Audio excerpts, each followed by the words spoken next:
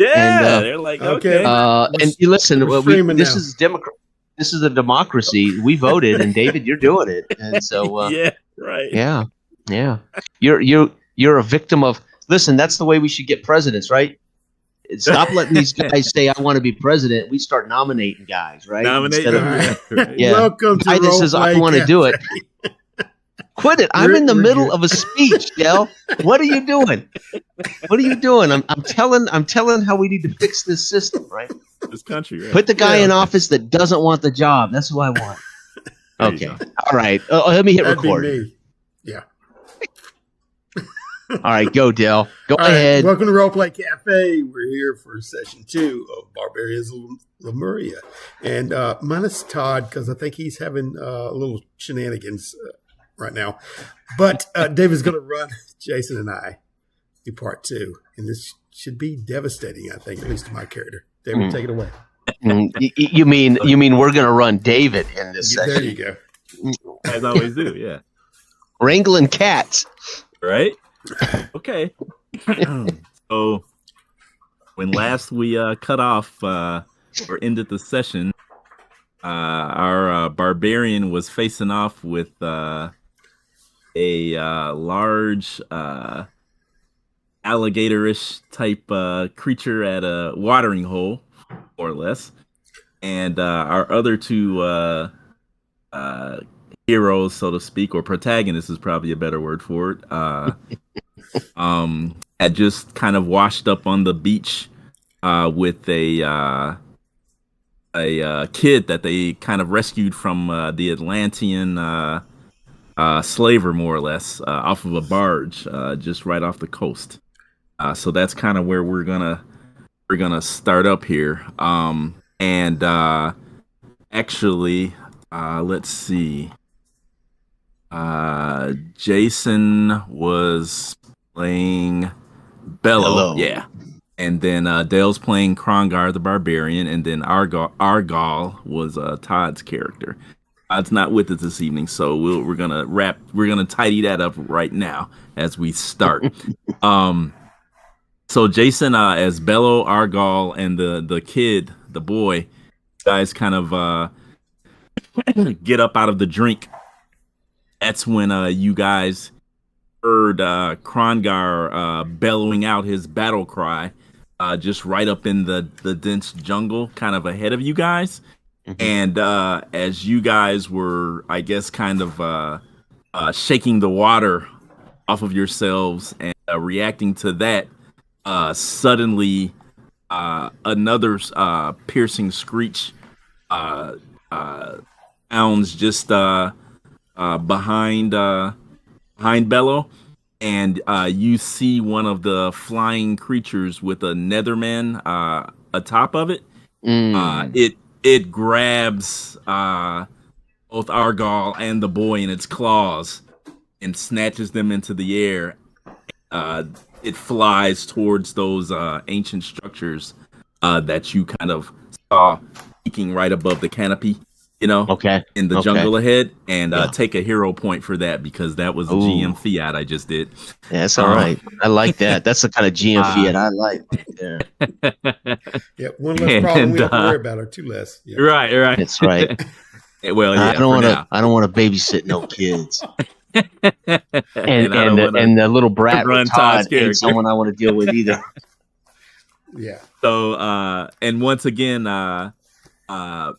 here's Krongar's roar again up ahead. Yeah, as I fly. What does Bello want to do first? Bello will watch, shake his head as I watch where these, and I try to watch exactly where they go until they disappear into the trees or fog or whatever. You see those structures kind of in the near, which is, I guess, a dichotomy, the near distance, so to speak. Right. You surmise that is where they're headed to, because you actually saw some of the other bondsmen were snatched in the same manner and taken in that direction. Okay. I'll then try to hone in on exactly where I hear the Valgarians' cries. And it looks like I'm stuck with the Valgarian. However, I don't want to traipse into this jungle alone. So I will pick up my pace and head toward these cries. Along the way, I'll try for a rock or break. Well, remember, you have your spear that you snagged. Oh, I do. I do have a spear. Okay. Yep. Okay. Yep. You have. Well, then I'll just start to pick up speed as I try to triangulate. Where this these terrifying cries are coming from. Okay. All right. I can't speak Bulgarian, so I don't know if he's screaming "Help me" or God. Yeah, right. Right now, it's more appropriately Bulgarian as I'm flying through the air with my chain outstretched as I whipped it off my neck, and I'm flying right into the maw of this gargantuan this creature allegory beast. To try to slam it right between his things and swing around and try to pull it like a bit on a horse. I got you. On its back, to ride it basically and choke it out, basically. Okay. All right. So that's going to be pretty tough to do. Okay. So you're going to need an 11 or better to do that. Okay. There you go. And roll 16 dice, right? It's right. Roll 3 dice. So get your 2d6. Gotcha. Okay. And then you're gonna add your melee rank to that. Okay? Yeah.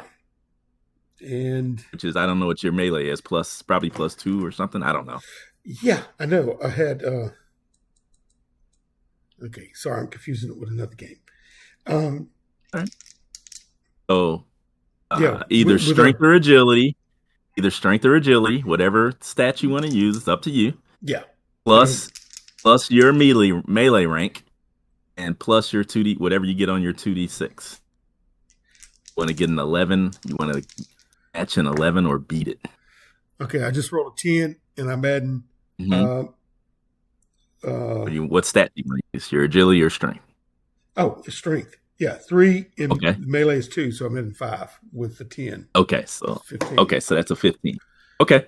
All right. So how do you describe what you do now? You exactly that. As I last where we left him off in that cliffhanger moment, when I got back in my pouncing and then flew across the little glade of water to where the creature was rising up out of. I had the chain around my neck and I fling it off of me as I'm flying forward to get in his mouth. And then I'll try to twist it as I'm coming behind his head and use it as momentum to swing around behind it and pull it taut like a vice almost. All right. Okay, you do that. Krongar does that, and the creature still manages to bellow out in like a combination of rage and confusion, and you are able to straddle its back. I'm squeezing as hard as I can and just pulling from both sides of that chain with my legs. You know what I mean? And I got you. Yeah, and trying to choke it out, and I'm preparing for a death roll. But okay.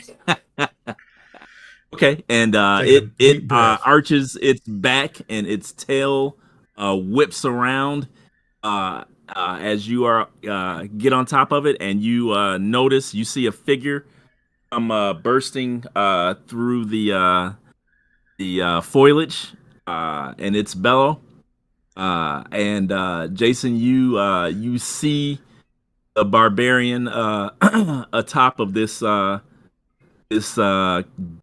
giant-sized lizard, more or less, and I'd probably say it's probably about the size of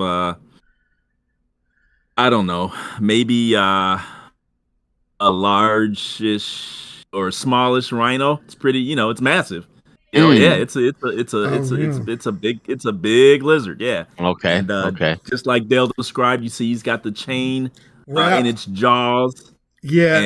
And I see it's I see him break out of the foliage. You gut the beast, you witless bastard.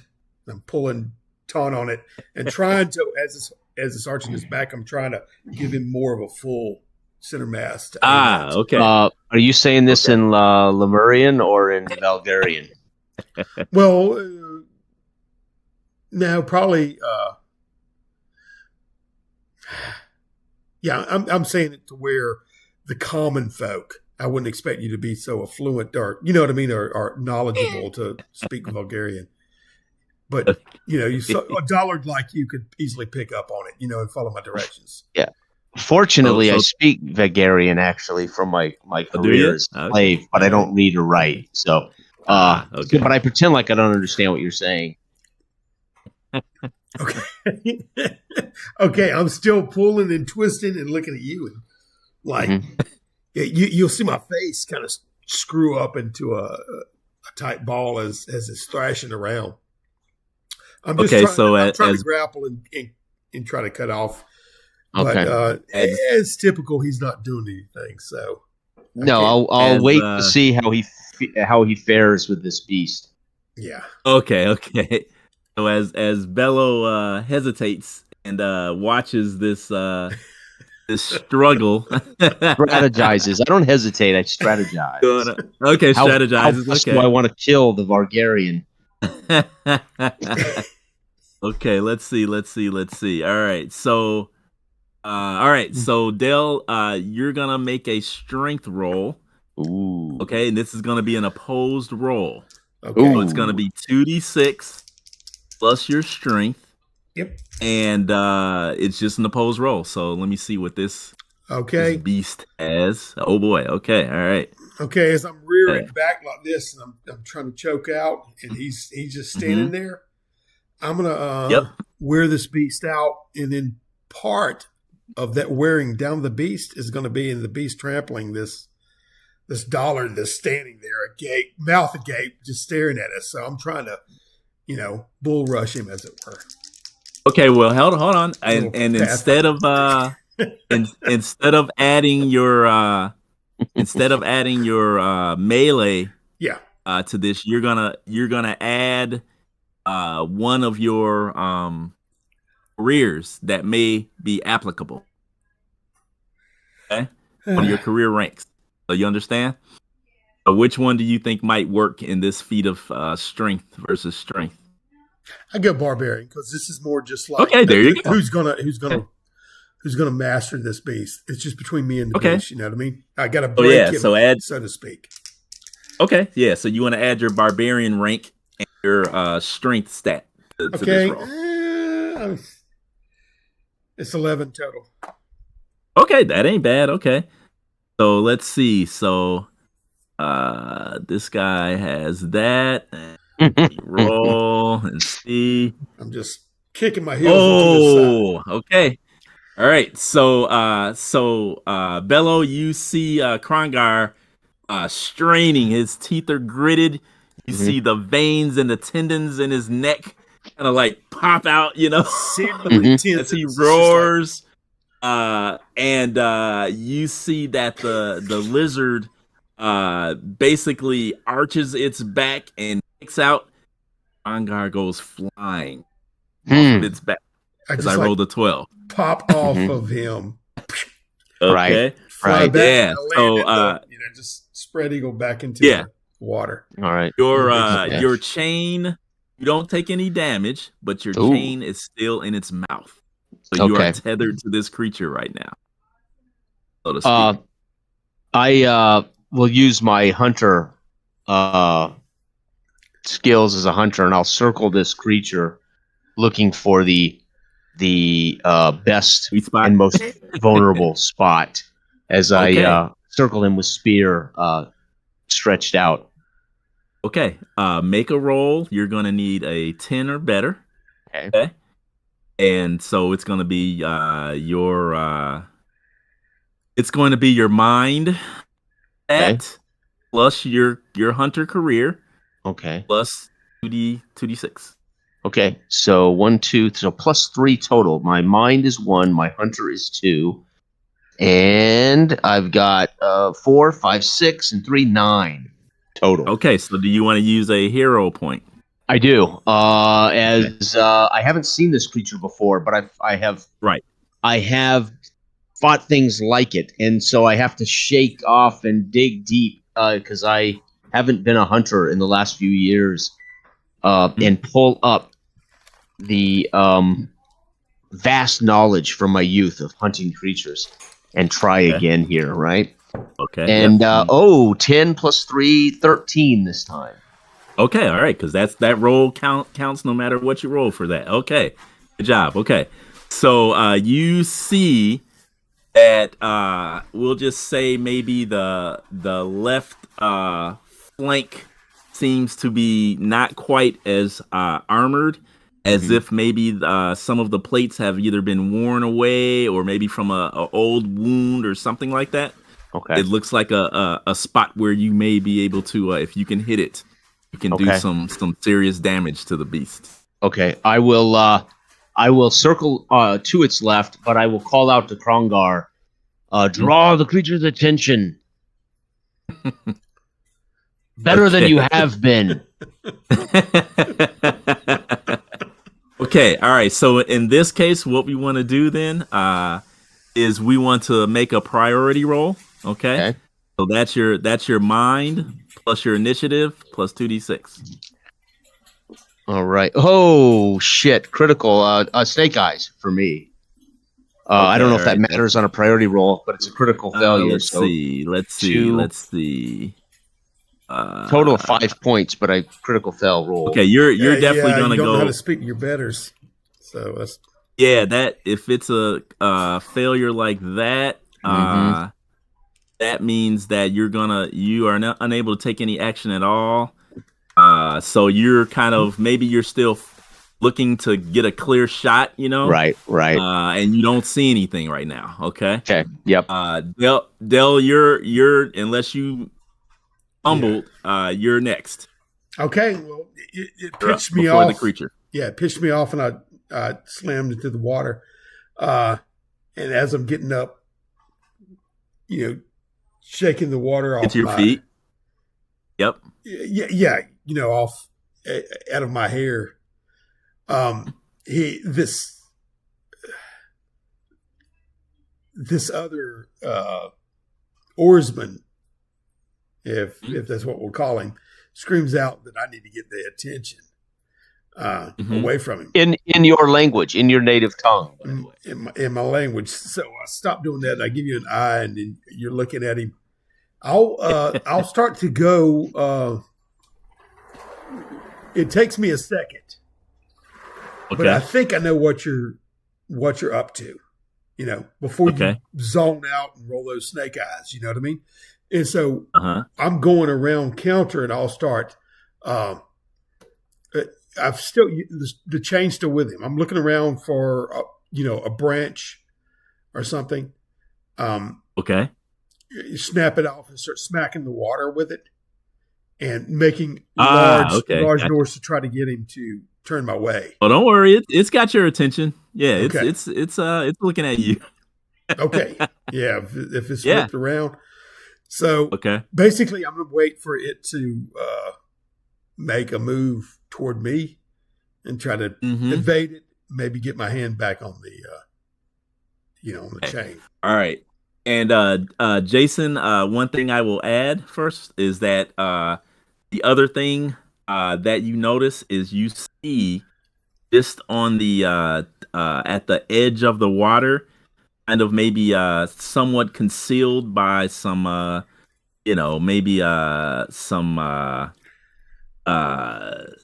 well, you see what looks to be a nest of some sort with a clutch of eggs in it. Like about the size of like water cantaloupes, maybe, large eggs. Okay, all right. Okay.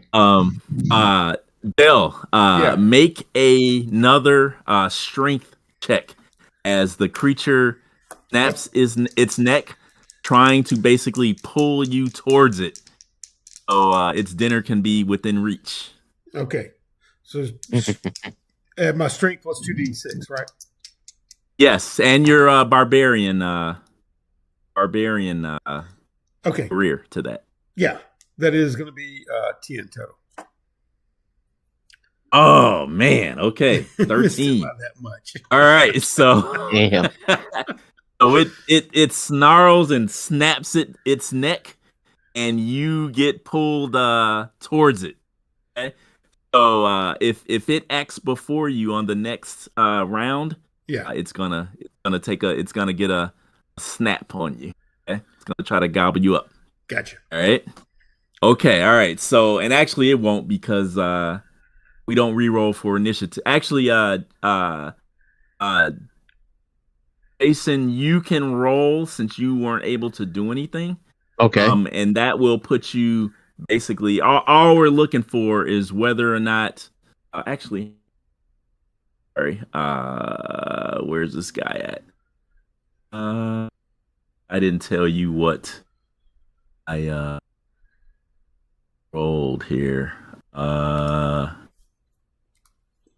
Oh yeah, okay. You just have to beat a 5 for initiative to go before the creature. Okay. Okay. So Dale's at 11, I think, and then hopefully you'll. Yeah, be and I have agility 1, initiative. So that's 3 and 5. Mine, 8. mine 2d6. Oh, mind. I'm sorry, mind. Yeah. Yes. Yep. So initiative 1, 2, mine 3. So plus 3 to my 5 roll 8 is what I got. Okay. All right. Okay. All right. So Dale Krongar gets pulled close, and you can feel the hot heated breath of this thing as it rears it, and at this point it actually opens its mouth wide to take a snap out of you. So the chain is a loose now, is free now. Okay, what do you want to do? Okay, the chain is free in what way? So it falls out. As it extends its jaw, or overextends its jaw. It looks like it's just ready to gulp you down. Yeah. Okay. When it gets to act. Yep. As it's doing that, I really don't have any other recourse but to like a snake. Yeah, I'm going to try to catch its jaw. All right. Okay. With a foot in my hands and try to. And I probably need to do this right now, but I'm going to do a hero point where I can roll twice. Do I need to preemptively say that to you? No, that's fine. You can roll, see what your Yeah. And actually hang on one second. Let me see. Let me make sure you have all of your we get all of your options here since you want to bring a hero point into play. Let's see. Here we go.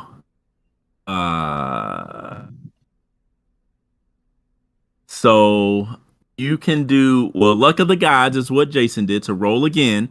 But when you roll again, you have to take the second roll. Okay. Yeah. And then what you can do is you can use the other thing that would work in this case is that you can use your hero point. Yeah. Well, you can use your hero point to boost your success. So in your choice, if you succeed, you can make it an even better success, or if you fail, you can re-roll. That's pretty much all you can do, and you'll be able to do in this case.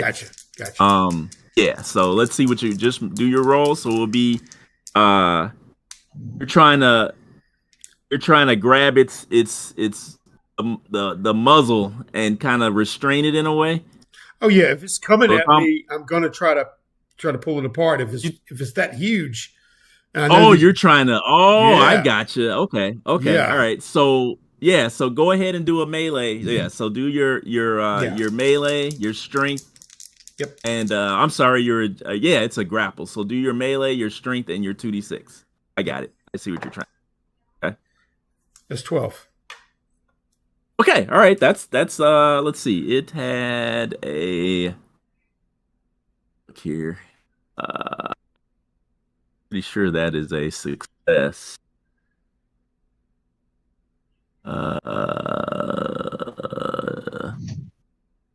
Rolled a 12, so let's see. Let me see here.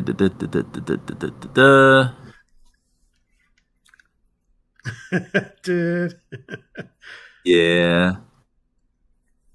Yeah, you got him. Okay. Yep, that's fine. Okay. Well, all right. When he lunges at me, and I'll scream out just like the barbarian I am, and grab the upper top of his mouth, and I pick my leg up awkwardly and kick down with my foot, my sandaled foot, And this thing has huge maw. The teeth are a little bit separated, so it's like kind of like slid in between the teeth to the side. So I'm having to use the teeth somewhat to lift up. And I mean, my freaking, like you were saying earlier, it's just like the veins are popping out, and I'm screaming, I'm pushing back. And this is when I use the extra hero point to kick in and push down, and I hear a snap as the sides of this. You know what I mean? Ooh, okay. Up. So, yep. And then the bottom of the jaw cracks. So what you have done is you did what is known as a twist of fate. So that's what you used your hero point for. Okay? And it's just used to kind of embellish like what you did. Yeah. And not necessarily mechanically, but it's used to embellish something. So you have a solid grip. Yeah, exactly. So you have a solid grip on the beast. One hand maybe holding onto one of its jagged teeth, and the other one maybe wedged from my hand and my foot. It's starting to break through and everything, and I'm just screaming. But it's more like the adrenaline just flows through me, and it looks like he's about to chomp down, and I kind of stop him, and he's pushing down, and then it goes crop. A battle, a pure battle of will and strength. So okay, all right, Bello, you're up. And everything. So Bello will see that he's got the beast under control, and I will run over to these eggs. He's got the beast in hand, literally, and I run over to these eggs, and I'll put my spear in my left, and I'll reach down. How can I pick one of these up with one hand? Yeah. What can I do? Get his attention. Yeah. All right, so I'll pick this up with one hand, and kind of run out and get in its field of vision, and behind the barbarian, nice, and wave this egg in front of the creature from behind the barbarian. Okay, kind of enrage this creature. Hey, you killing me. This is gonna be a short session. Okay, I must know what he's made of before I travel with him. You just got to prove him. Okay. So here, this is what we're gonna do. Prove my worth to be able to travel with you. Yeah, right. I mean, I don't just roll with anybody, especially redheaded stepchildren of the king. Hungarians, slavers. Yeah. So Jason, I want you to make a mind test. Okay. So 2d6 plus your mind, plus your career rank. What career do you think would help you? And probably hunter. I'm thinking. Definitely not beggar, slave, or gladiator. It would be hunter, probably. Okay. All right. So and plus 3 for me. Yeah. Okay. And give yourself another. Give yourself another +1, and all you need is a target number of 9 or better. Okay, so I got a +4 total. And let me tell you what you're doing. Okay. I rolled a 4 + 4 is 8, so I failed. 8? Okay.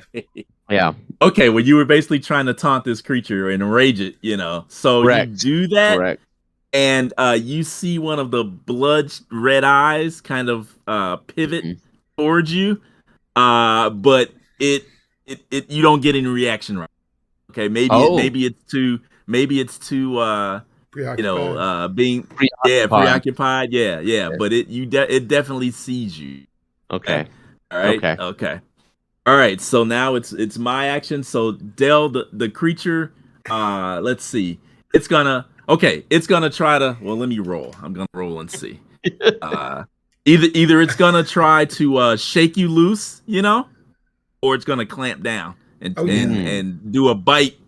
And what that's gonna do is it's gonna break free, but it's gonna clamp down. So it's one of two things. So let's see. What happens? Let's see. Okay, it's gonna try to shake you free, like it's shaking a bird off of its head. All right. So we're gonna do a strength test again. Gotcha. Okay. All right. Oh, it tries to shake you loose, and I get a 13. Dang, it does. Pitches me. Okay. Wow. All right. Okay. So you see it shakes its head, which makes sense. and it turns its head towards Bello, and snarls Bello, and you see the drool, dripping out of it snaps its jaws with an audible, like a door slamming shut, and kind of takes a step towards you as it's looking at you, and it's looking at the egg in your hand.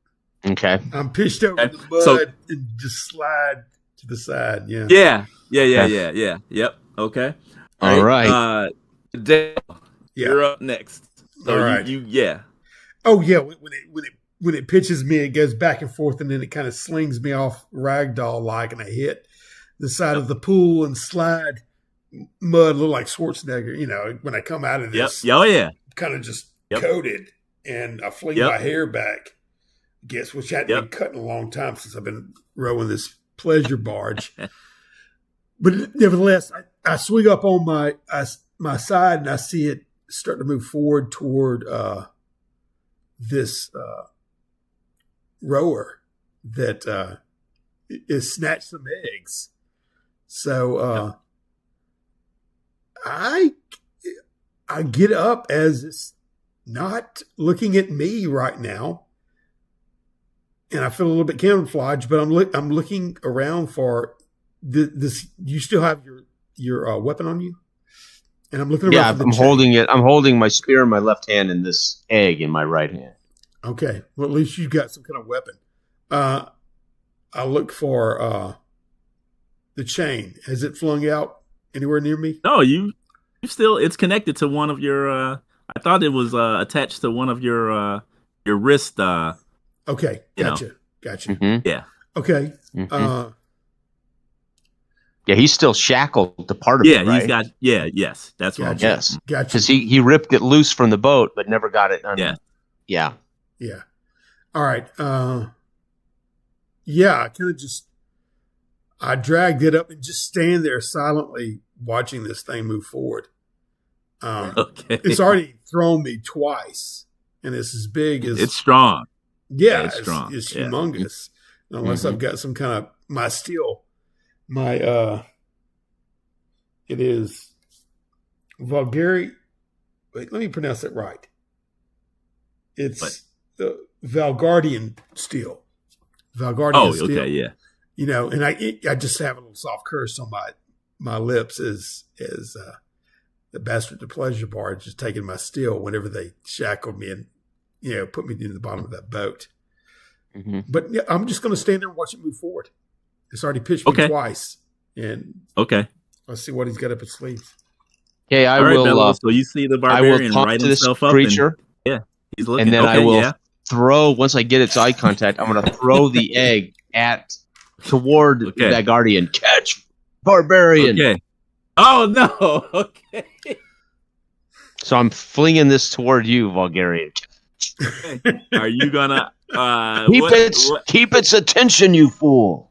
What are you gonna do? Are you gonna catch this egg, Dale, or are you gonna let it hit the ground, or what are you gonna do? Oh man. God almighty. I guess out of reflex I'll try to catch it right now. Okay. And I'm a little bit surprised. Not gonna I'll give you you don't have to roll. I'll give you a hero point for that. That's crazy. So okay. So take a hero point as you catch this when this I egg. get it, I'm kind and of actually, you know what? The mud anyway, you know what I mean. So on second thought, Dale, yes, make a test, make a roll, make an agility roll. Agility, yep. It's a 10, and what this roll is going to tell us whether or not whether you catch it or not, but whether or not when you catch it, does it break? Gotcha. That's what this roll is for. Okay, actually, I got lucky there. It's 12. Okay. Nice. So he catches it. Okay, intact. Okay. All right. So you've got it, and you see the creature's head follows the arc of the egg. So it's now, or she probably is now looking at the barbarian, and it snarls again because it's like this guy again. I catch it and fumble a little bit and kind of just hold it like a baby a little bit and breathe a sigh of relief as I look up and see the creature's eyes turn in my direction. Yeah. And okay. Yeah, I stand still because I think I'm a little bit camouflaged, right? Maybe it doesn't notice me. All right. Oh, I see what you're saying. Okay. All right, so let's see. So the lizard takes a hesitant step or two towards you, Dell, Yeah. and it you hear a low, like deep rumbly growl come from it, okay? But it does not attack you. It takes another step towards you. It's looking at the egg, and then it kind of looks at you, then it looks down towards the egg again. Okay. Okay. I'll What do hold you it want up to above do? my head. Oh, okay. So when you do that, it definitely it stops its approach, and you hear like almost like a whimper come from it. Mm. Really? Yeah. Okay. What I'm gonna do is, now this oarsman over there, he had a couple of them in his hands, right? Or just one egg? No, I think just the spear one. in my left hand, and I threw an egg to you. Yeah, just the one. Okay. Oh Lord. Hot potato. What I'm gonna start doing, I'm gonna walk slowly with it above my head Yeah. in a semicircle over to where this oarsman is. Okay. You're walking back towards. Yeah. Okay. I'll have all right. Okay. But the moment, yeah, let me know the moment she moves. But I'll have my eye Okay. on her while I'm doing it. So she takes a hesitant step, but she's eyeing you. She's keeping you, she's following the ball, she's turning as you're walking. Okay. So Yeah. Jason, you see the barbarian starting to move your way. What do you want to do?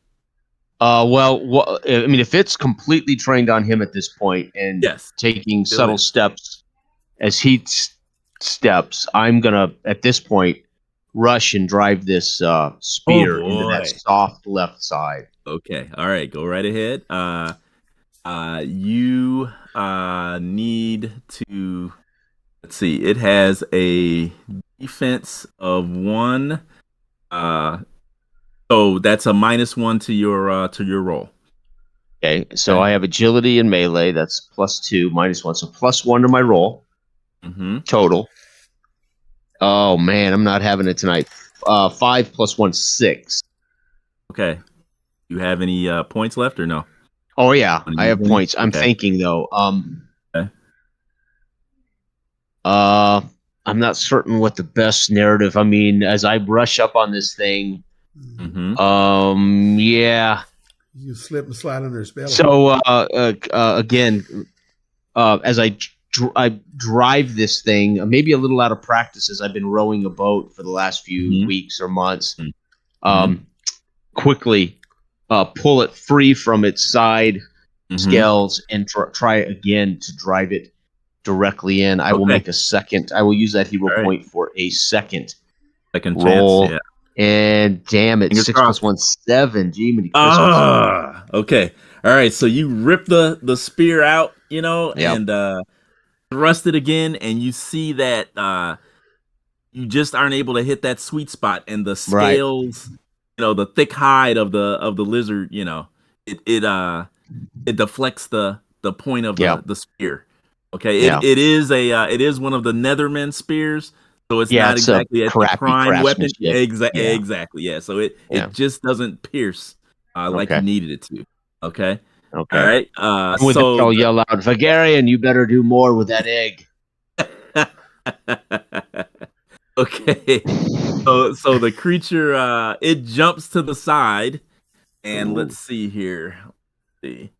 So we'll go evens, Jason, and we'll go odds. Dale here. Let's see. Do more than sit on it. Okay, a 2. All right. Okay, so Jason, it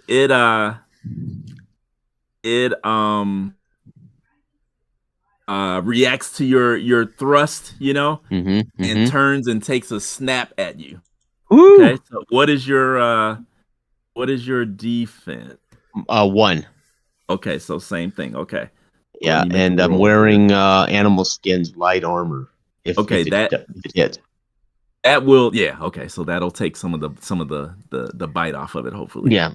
Okay. All right. So let's see. So it takes a bite off of you. Defense is 1.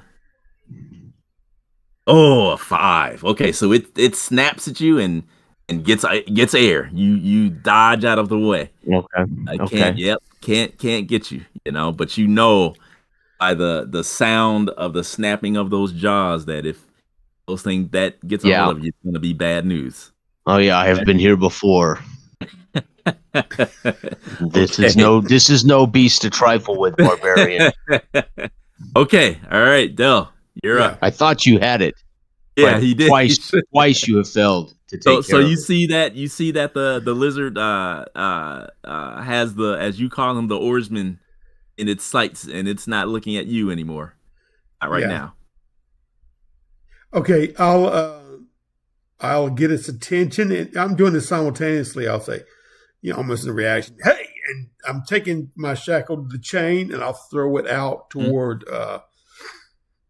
my compatriot, to grab a hold of. But I've got the egg hoisted in my other hand as I'm doing that. Okay.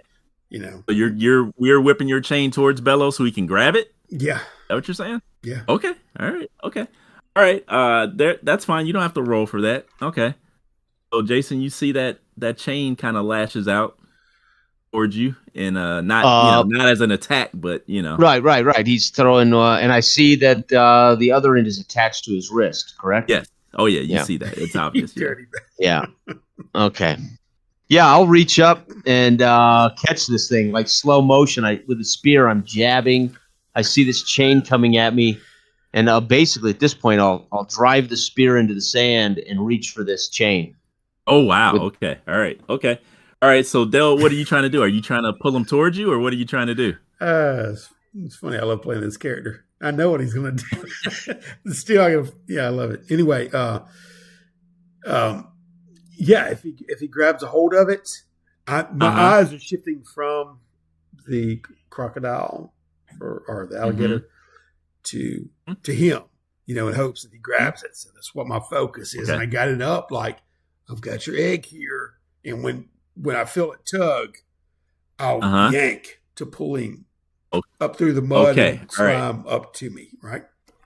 Okay, so we're going to do this then. I will resist being pulled. Just you so will? you know. Yeah, I'm not going to be pulled. Me into the thing's maw. Not necessarily, but I don't want to be pulled. I'm not in particular going to pull you, but I'm not going to be pulled. I know, man. Okay. I know. Play it. There ain't no way some redheaded barbarian is going to pull me around. I'm trying to say, Jason, make a strength roll. Yeah. Okay. And use any career that makes sense for this. Gladiator. Roll. Okay. However, I have a 0 in gladiator. I wasn't a gladiator very long, but I have a +2 strength. Okay, so make a roll and tell me, and you got to get 9 or better. Oh yeah, succeed. 9. I got a 9 on the button with my +2 strength. Okay, so Del, yeah, you make a strength check now. Yeah, and at -1, you need a 10 or better in order to pull him towards you because he's resisting it. Okay, now I just rolled snake eyes. All right. Oh, critical fail. Critical fail, but any total would be 4. Right. Now, okay, so here's the thing: when you roll snake eyes, you can actually spend a. Why would you do that though? What's that? Roll snake eyes. Yeah, you can. Hang on, let's see here. This is good. This didn't come up before. I know that you can make a roll. Ping, ping. To change that failure, rolling a 2 is an auto failure. Okay. You can convert this to an automatic calamitous failure. You don't spend a hero point though. Put there. Okay. So Dale, you can change that auto fail into a worse fail. They call it a calamitous failure. Yeah, calamitous failure. Yep. Yeah, and you will get a hero point. Yeah. But we got to figure out what happens. Oh, that's fine. I'll do that. Okay. Calamitous, yeah. Oh, what happens is I pull his ass into the toward me. Okay. Oh, yeah. Yeah. Do And you what else may drop happen? the egg, or That's do you what I hang was onto about to the say. egg? That's what I was about to say. I would like to possibly roll agility because I don't know. I mean, it could maybe stack. You know. Well, I'll make the call then, because that's why I'm here. Yeah, no, that's fine. I mean, I'm gonna do something reactionary with her. We don't. Yeah, so I'm we'll say telling you the truth, David. If he's pulling me toward him like that, toward me, not toward the creature. You didn't expect that. Yeah, but I mean, I'm looking at the creature, and you're to my right, so I throw it over there to pull you up. So the creature is in line with me, and you pull me forward. What I'm saying is, I got it above my head, and that creature, I'm gonna throw it. I would throw it in a small if it's got a small open. You know. Okay, so let's say this then. I'll young. meet you halfway at that. Take your hero point, and as you get yanked towards Bello, you drop the egg. It lands in the sand there, or the dirt there. Yeah. And you see that the creature, the lizard, automatically, or not automatically, but moves towards the starts moving towards the egg.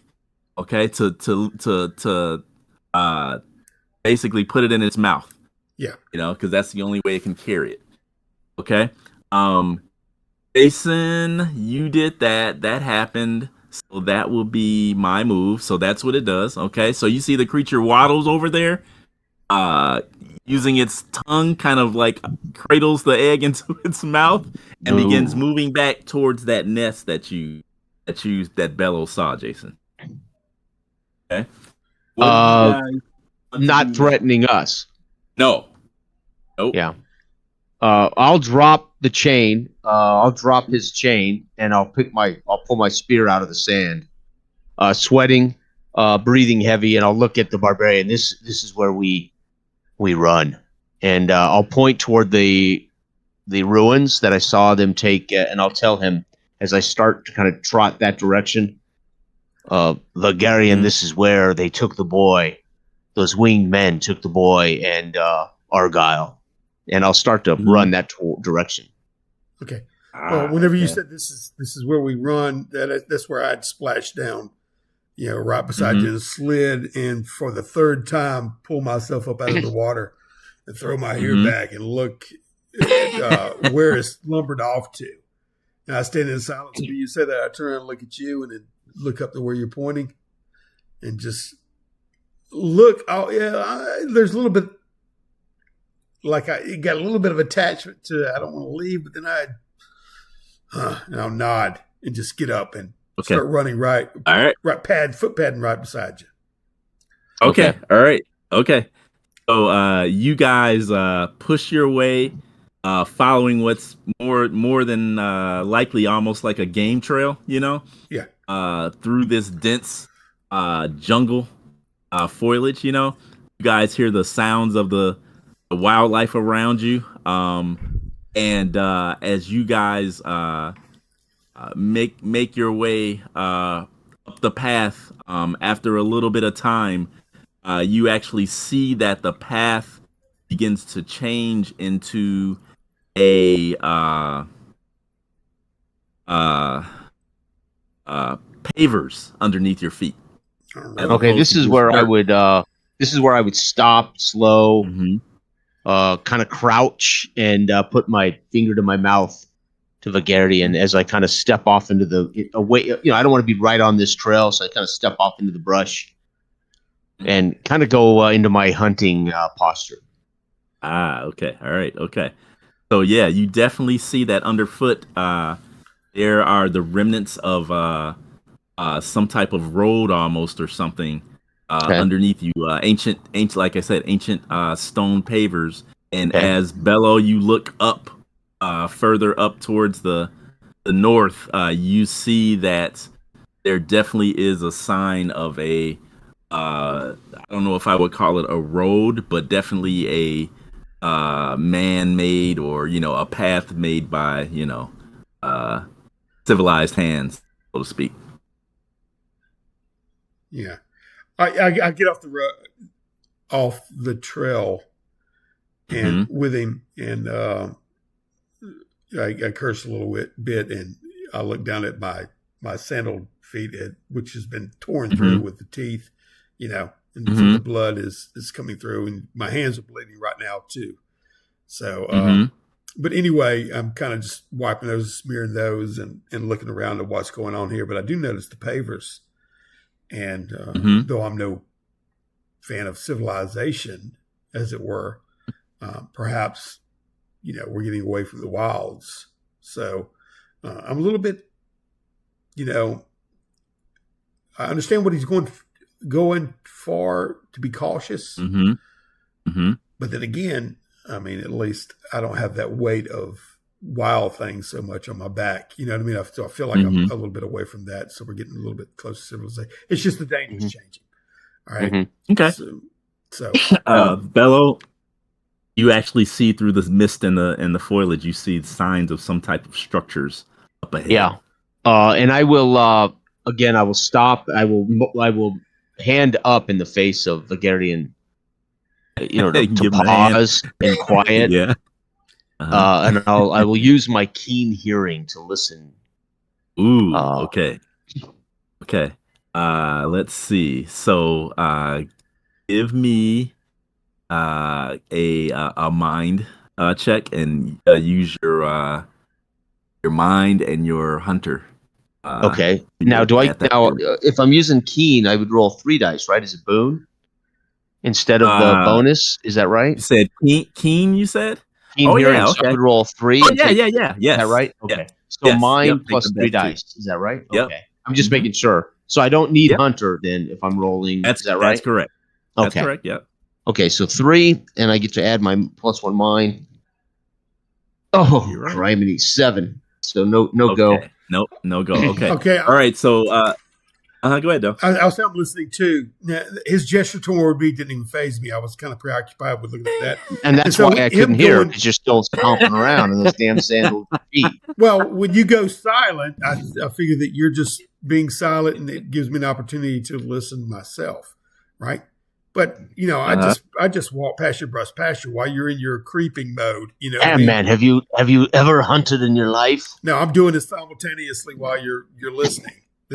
I'm listening too. So you finally shut up. I'm thinking it as you walk by, and I'm trying to listen. I'm thinking, damn fool, I'm trying to hunt. Interior monologue. So while you're having this, I listen while he's listening. But then right after that, I just kind of brush it. I mean, you hear the clanking of his chains to me with my keen hearing. So what it's like it's magnified. This clanking of his chains. So I use my mind, right? Just 2d6.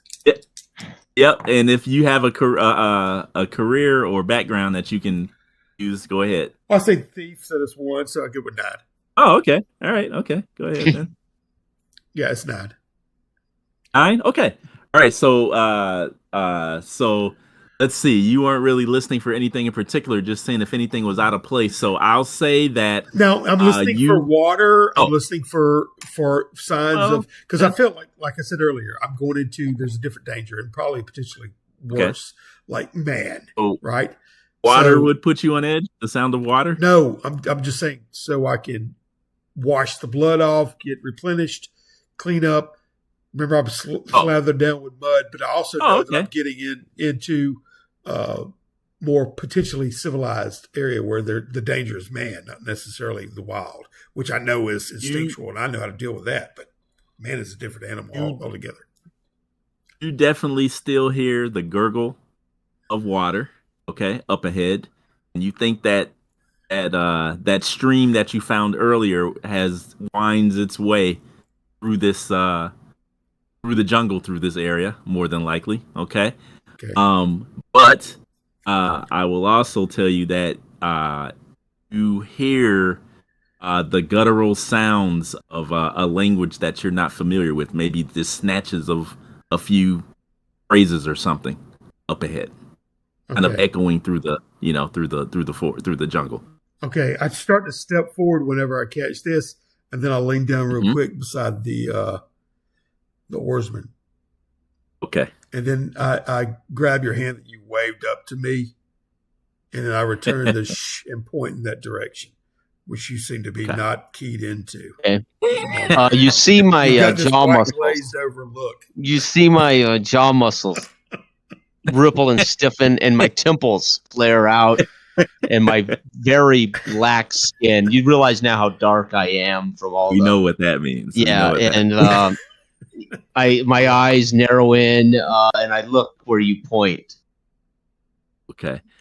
So you don't see anything in particular, but maybe now that the barbarian has kind of pointed in the direction, I give you maybe a very hear the echo shake of my head. Like, are you getting the echo of looks like maybe a snatch of conversation or something through the trees. Okay. Has it dawned on you yet? Yeah. No, because the clinking of your chains with my keen hearing sound amplified as I hide here. It's like, no, all I can hear is your damn chains as you drag them around. Yeah. So I'm it's completely fucking up my radar. Right? Okay. All right. So what's the move, fellas? What do you guys want to do? Well, I'll follow where the barbarian points if he leads the way. Yeah. We do that, and I'll gesture that down to your spear that you have in your hand. That maybe you need to get in a position to where, when I call them, as it were, like what we repeated there, you maybe can spear them as I draw them in. So sure, count on it. Yeah. Oh, I know. I'm not. You can tell from the look on my face. I am 100% behind you. I mean, you're not going to stand there and watch and see what happens. Oh, well, maybe. I don't really trust him, but then again, you guys are, anyway, the feeling's mutual there. I'll slip back onto the pavement, and start walking and give a little glance over my shoulder, like, you got my back here. We're going to take care of this. I'll tell him a couple of steps behind, but from the actual off the trail in the brush. Yeah. Okay, that's fine. Okay, I'll get low and try to circle and see if I can get it from a vantage point to see what I can see. And every step he takes with that jangling chain, I roll my eyes. Oh, I got it looped over my shoulder where it's not doing that. It's still clinking. It's still clinking. Still clinking. But yeah, that's fine. Yeah, That's fine. Like Marley. But anyway,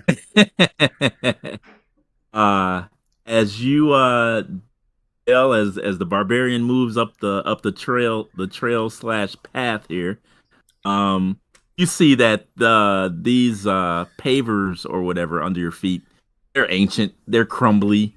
It's not like it's any kind of recent construction or anything. It's ancient. And the jungle has pretty much reclaimed any kind of civilization that was here, but there's a few signs, and this is an example of such. And as you move forward, you come around a bend, for lack of a better word, and you see.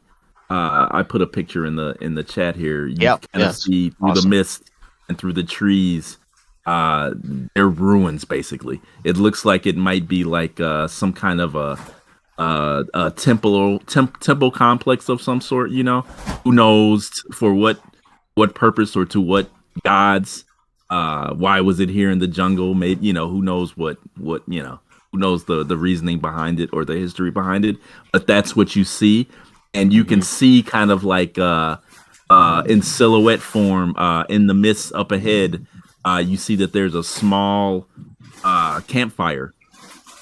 And you see that there are some figures kneeling around the campfire, and you smell you get a waft of cooking meat that comes your way. Okay, my nostrils flare a little bit, but I've been approaching this whole thing very tentatively. Number one, my freaking meter of any of these old structures, they could have been built by sorcerers or cyclopses under the control of. So you know what I mean. Any of this is kind of like you give me ideas. Okay, yeah, yeah, but that's my flaw, right?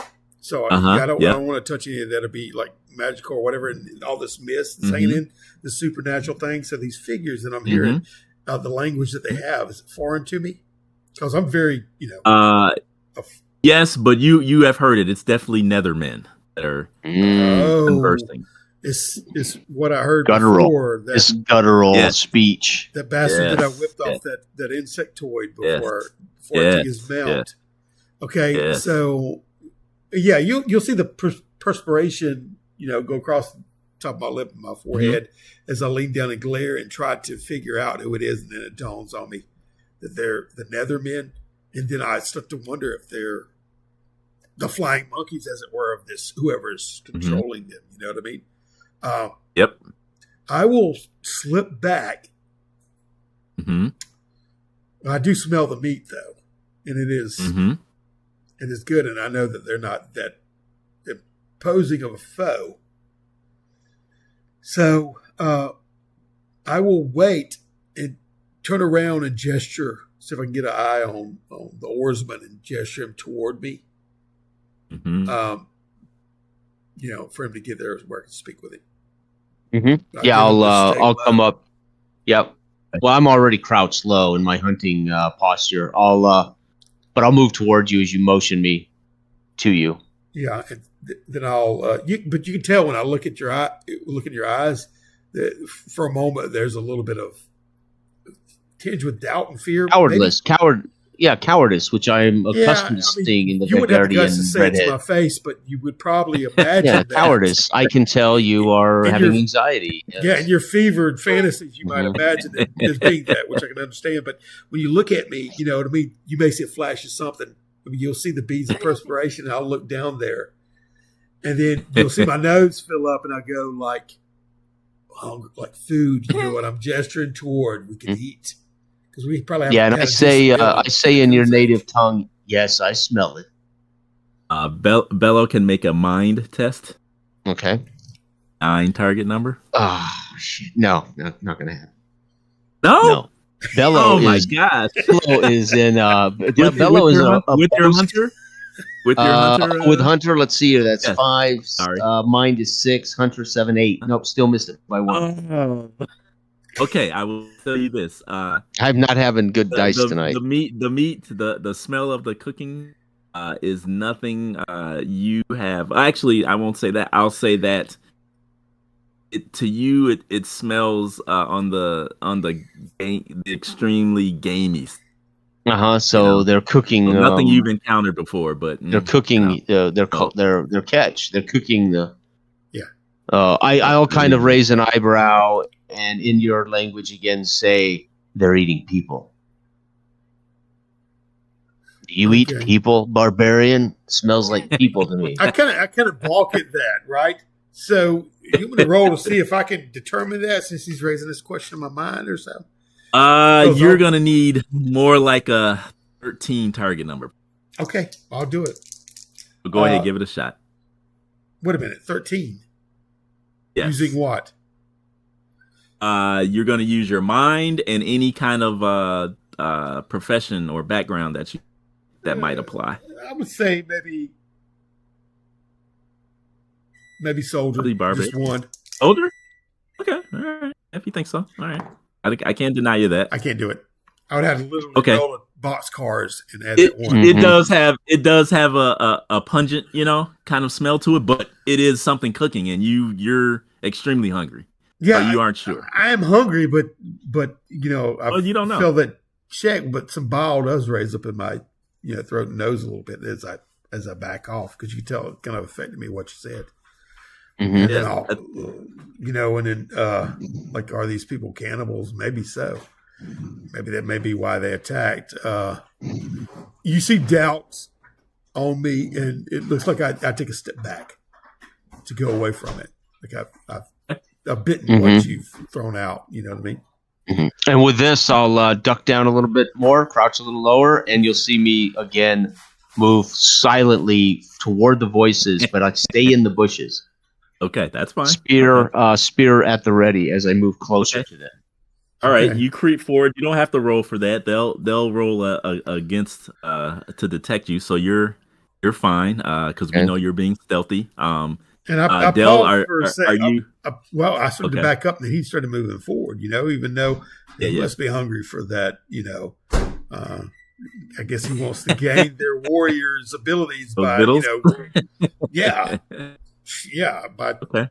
by consuming them. So anyway, he goes down there, and the curiosity pulls me short, and I stop and watch him descend. Okay, so Jason, what's Bello's intent? What's he trying to do? I'm gonna get as close as I can to them and size up. I want to get where I get eyesight on these voices. Maybe put the number to the count heads, see what they're doing. Got it. And my goal is to stay camouflaged. Ultimately, also, if he's not following me, I would even try to disappear into the foliage away from the barbarian, where he might not even see me. All right. So, Jason, just give me a hunter, an agility hunter roll. Okay. And all right, this time it is 11, 12, 13, 14. Nice. Finally. Okay. Finally. Yeah, finally. Okay. So 14. So Del, you would see me as I hit the shadows of the foliage and it falls around me as I kind of disappear. Oh, wow. Okay. Yeah. And the mist you just fade into it. So Del, you see the hunter creep up ever so slowly. He almost vanishes into the mist, but you can just barely kind of see him up ahead. And you see him stop within maybe about, I don't know, 40 feet or so from the campfire where the figures are. Yeah. And Jason, as Bello gets just close enough so that he can make out some details within the thick mist, you see that there are two Nethermen crouching around this fairly weak, campfire. It's almost like a coal, I don't know. Instead so of it's like just it's the remnants of a fire more. Yeah, kind of. Yeah, but you see that on these sticks thrust in the dirt or in the stones, you see like slivers of meat stuck on these sticks, and they're that's what they're cooking, and you can see them like licking their fingers and kind of smacking as they mutter to one another. Okay, they are none the wiser to you there. Drawing on my hunter instincts, I size this up, and I, in my head, calculate how I can use the spear to kill one, and with my opposite hand, drive the other face first into the coals. Okay, so spear first, then. So I would come. I want to basically attack them both at the same time, right? Oh, you want to attack them both? Okay, let's see. Right. Now let me say, because I think he had to descend a little while there. Now I always want to say when he disappears into the mist. Now either this, I don't typically explain what motivates my character, but I'm doing it this session purposely. But you're gonna grace us with this. Yeah, tonight. I'm gracing you with this tonight. But you're gonna explain it to us. Show, don't tell. Tell, don't show. No, right. But no, seriously, I'm just saying, like, when he's down there and he disappears, it would make me come out because he's obviously lied to me. Or I'll begin to doubt he wants to do this catch on his own. So I fear he's trying to pull the wool over my eyes, as it were, or the mist. So I start slipping out after I wait for a second. So I'll be, just letting you know, I'll be kind of right behind him a little bit. Like an action round or two or whatever. Okay, all right. Hang on. Let's see then. That's fine. Let me see if I can. I was looking to see if there's a hero point I could spin to it. No, but I don't think you can. Yeah. No, but what I can do is knockdown, precision strike. What we can do is we can do. I'll use the. I'll let you spend a hero point to do that. But what I will do is I will give you a -1 to the first attack and a -2 to the second attack. Okay. Because we're doing something really that isn't, right. I'm That's kind of, yeah. Totally understand that. Okay, so that's fine because you're spending a hero point, so I'll let you do it. But it's gonna be tough. Hero point there and then they have a defense of 0. Okay. All right. So they have a defense of 0, no other modifiers. As so I come out, and, as I come like a leopard, like a black panther, out of this brush, spear, to hopefully through the back and the heart of one, and then the goal would be with my left hand to drive the, So here we go. The first spear is 10. My melee. Do I still add melee and everything? Yeah. This is. Oh well. Are you throwing the spear? I'm carrying it my right, driving it through the back of one, and then with the other hand trying to push the other one into the fire. Gotcha. Yes. So that would be. Yep. So agility and melee. That's so 10 plus 2 is 12 on that. 12. Minus you said for -1. I don't know. -1. So that's 11. So that's a hit. Okay. All right, and then the second roll. The second roll is a 5 minus. Oh, okay, 2. Yeah. Now 5 plus my melee, 5, 6, agility 7. So 7, and then minus your modifiers. That's 7. Still 5. Not good enough on that one. Okay. All right. So how do you dispatch the first guy with your spear then? Yeah, right through his back, right through his heart. So the other guy might see the spear as they're licking their fingers and laughing or whatever they're doing. The spear comes through his chest. Nice. Okay, so here's what happens. It wasn't a fumble, so nothing else happens. But Dell Krongar sees the hunter creep up, and then with a surge, he leaps at the two Nethermen and dispatches the first one with his spear just cleanly. The Netherman doesn't know what hit him. And as you take a step forward, kind of in anticipation of that, with the clink of the chain, the other Netherman kind of turns and looks, and that kind of throws off the second attack. So he just takes kind of like a glancing blow. Yeah, he kind of takes a glancing blow and kind of steps off to the side. That damn chain foils me again. Okay.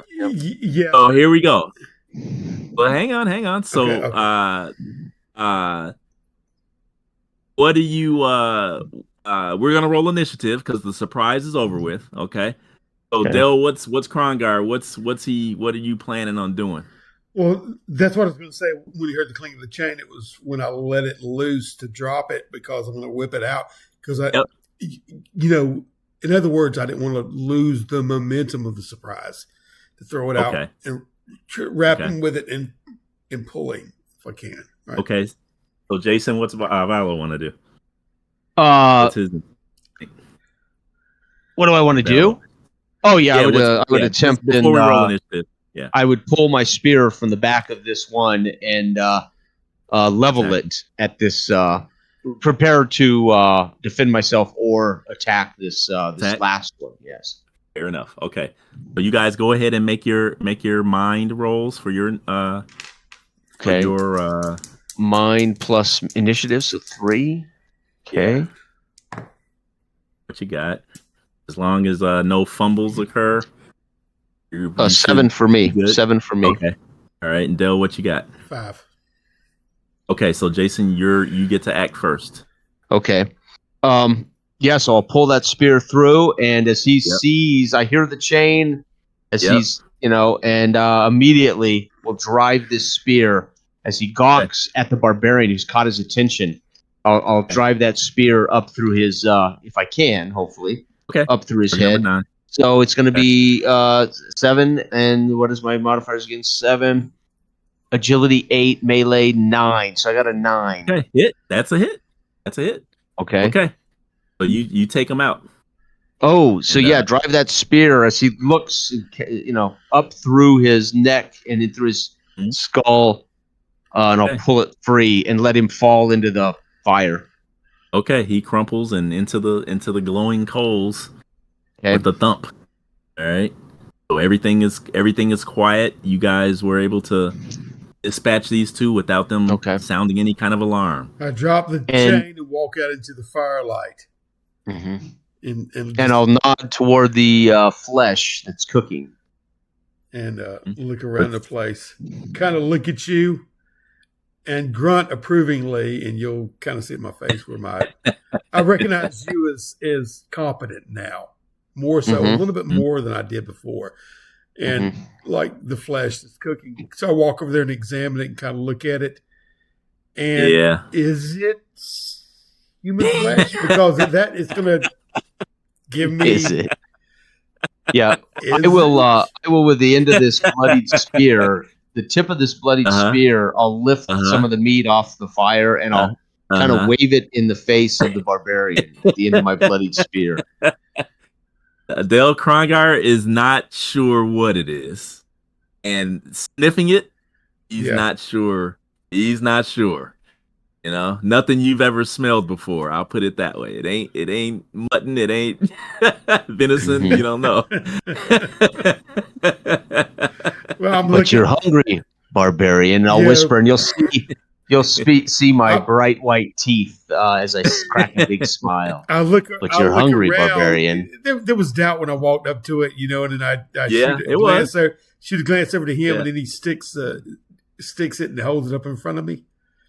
And I kind of give a halfway smile, but then my eyes search the camp for any kind of garments or anything that would be there you go. From, tossed over to the side, you see that there are some tattered clothing, and there's a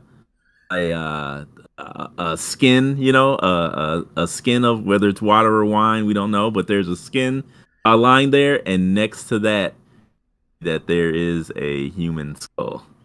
Okay, a human skull. Yeah, yes. I look at, I glance that, and you'll see my head stop and it's turning, and then my eyes go back to you as you're holding the meat up.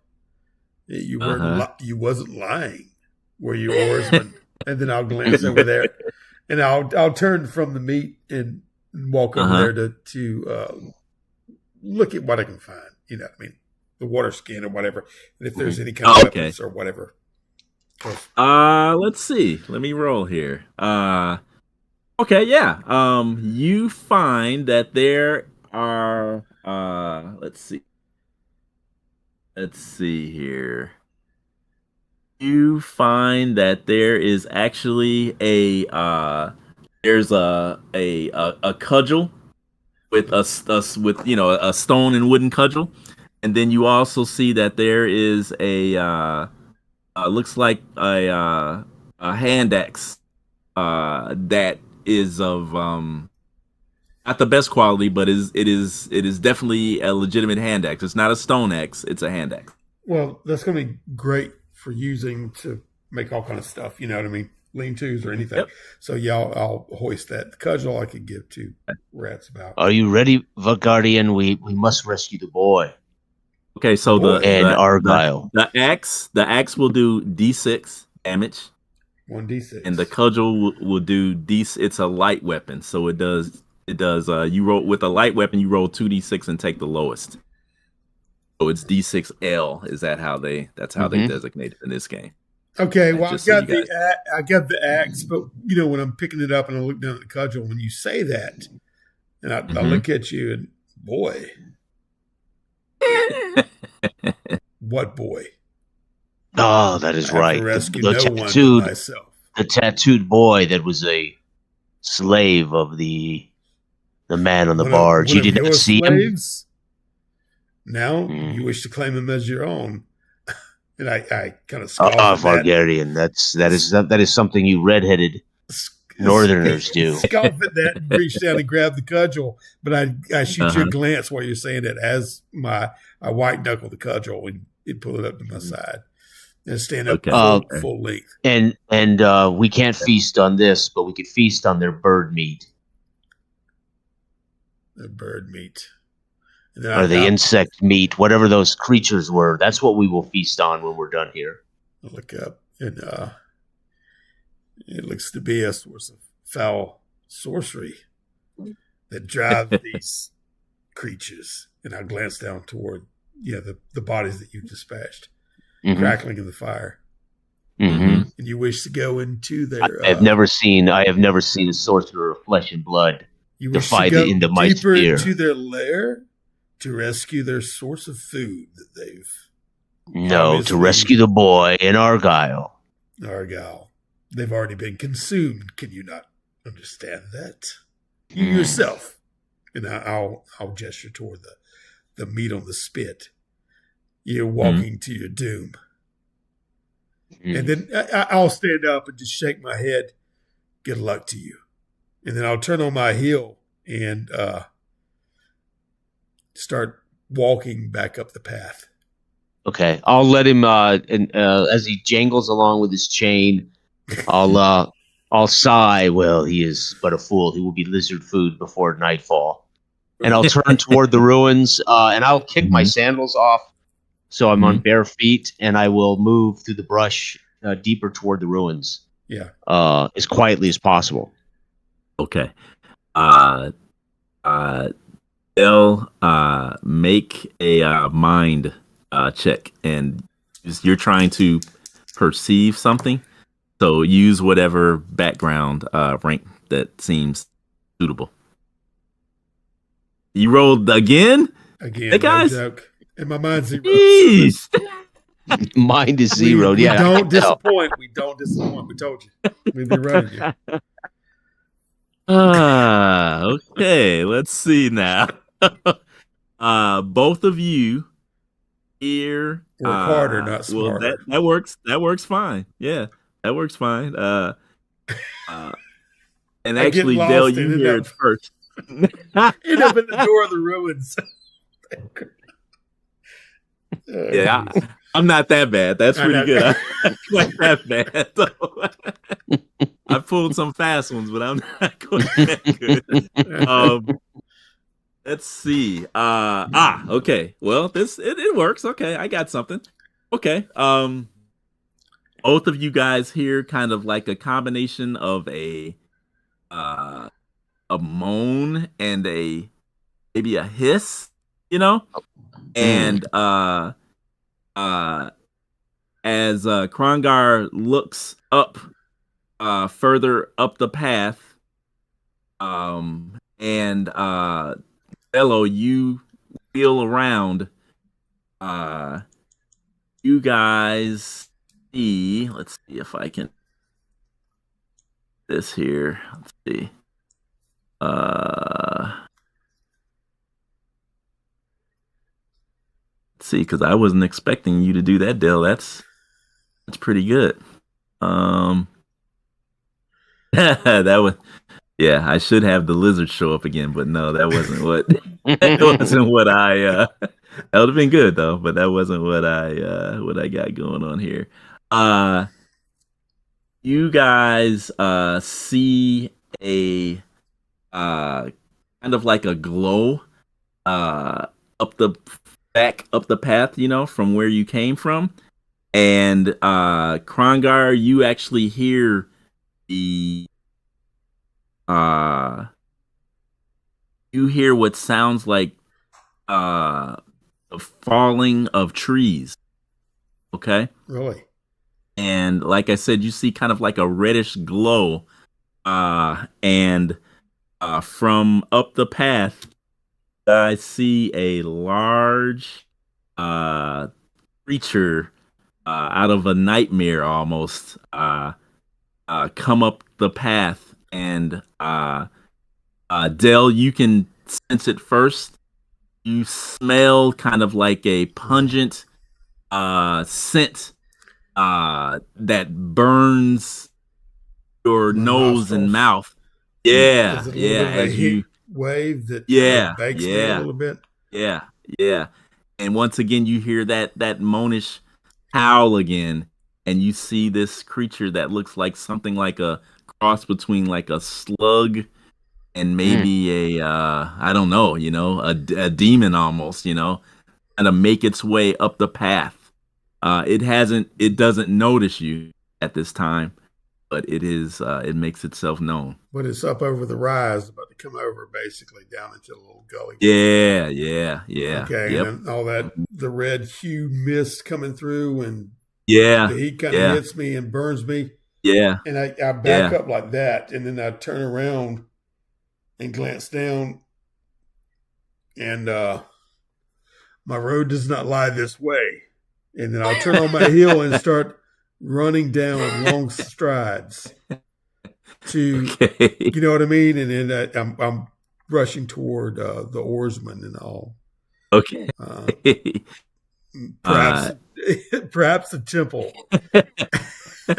There lies better hope than the lesser of two evils. Yeah, you guys see the the head as the barbarian runs back towards Bello, chains clanking.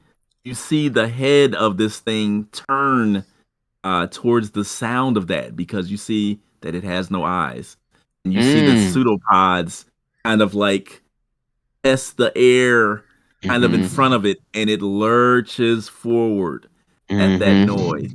It's very slow moving. I whisper to the guardian as he runs up to me, "Stay, draw it with your chain," and I, draw it to your chain, and then I very quietly dip into the foliage and wait in the hidden there. Okay. Do you wish to face everything? What's he up to? Do you clamor for death? I clamor for your death, Bulgarian. Haven't figured that out yet. Apparently so. Okay, Del. So what do you do? Okay. This thing is slow. There's no need for me to needlessly fight very this slow. sucker. So I moving like an inchworm, kind of, Yeah, but see, I can skirt around it once this heat hit me and I ran down, and he's like moved to the side. That weapon he has. This thing is larger than the lizard was. Just so you realize, it's big. I know, but still, big. but still, I can make my way around it. Oh yeah, you can. Yeah. Yeah. I'm just saying, when I go past him and he's trying to slink off to the side, I look over my shoulder and that's why I say, are you hurried for your death? Do you have and when he responds that way, I just keep running and look over my shoulder and shake my head. Okay. And maybe this way lies life at least. Okay, so you're moving further up the path toward the temple. Wish. Yeah. Okay. As far as what I consider. Yeah. Okay. All right. So you see Krongar heal it, and he runs up the path. So yeah, I will crouch down in the brush and be completely silent, going into hunter mode as I let this thing chase the noisy barbarian up the path. Yeah. Okay. As it blinks or oozes up the path, you can hear the foliage sizzle as it moves past, and you feel it's not necessarily heat, like something from a fire, but it's some other kind of miasma or essence that surrounds this thing, and it's kind of it's oppressive, almost as if it weighs you down, and it slowly kind of scrunches past you, and you've got to do everything in your will to not jump up and run, right. And to keep your position. The curiosity in me, the hunter in me, is trying to take it all in, everything about this creature. Yeah, if you're probably frozen still. And it eases it. It lurches its way up the path, and you see that it gets to the remnants of the campfire there, and you see its head dips down, and the pseudopods, or whatever you may call them, they kind of almost delicately kind of flitter over the bodies of the nethermen that are there, and you see it and basically inhales both bodies. Okay? And you Oh. see the bodies kind of lurch down the throat or the neck. It doesn't really have a neck, Gotcha. but you know. Yeah. And you can hear a sizzle as Right. it digests, you know, these two Okay. bodies. And then it turns and it the head kind of goes up in the air, and it kind of goes from left to right, and then it moves off the path and goes back into the jungle off the path. Yeah, I make a mental note that is not a creature one hunts. Mm-hmm. And then I'll wait for it to be completely, out of sight. And then I'll step back on. All of the jungle sounds are gone. Quiet, when this thing right? appears. Yeah. Okay. And then after a moment or two, and I'll register all of that. When that in future, if I hear the jungle go silent, this could be this creature. Mm-hmm. So I register as a hunter all of this information about the creature. Okay. So after I'll step back on the sound trail, and I'll use my keen hearing to see if the barbarian has run himself. If I can hear the clanking of his chain a quarter of a mile away or whatever at this point, right? Okay. Go ahead. You can make a roll. Target number of 9. He's not stealthing, so he's moving. Okay, 9. Now I use keen hearing, so I got 3 dice, so 9. Mm-hmm. Okay. All right. Okay. All right. So yeah, you hear the barbarian up ahead, still up the path, moving, and you hear the slight occasional clink of the chain as he's moving up ahead. And I'll stay. Having abandoned my sandals, I'll stay on my bare feet, and I'll move as fast as possible. Okay.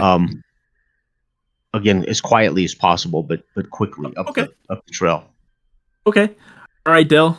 Krongar moves up the path, and after another few minutes, you see that you find yourself like in the remnants of, like I said, this temple-like complex. You see the ruins of buildings all around you. You have no idea what purpose they may have been for, but kind of directly up ahead of the path,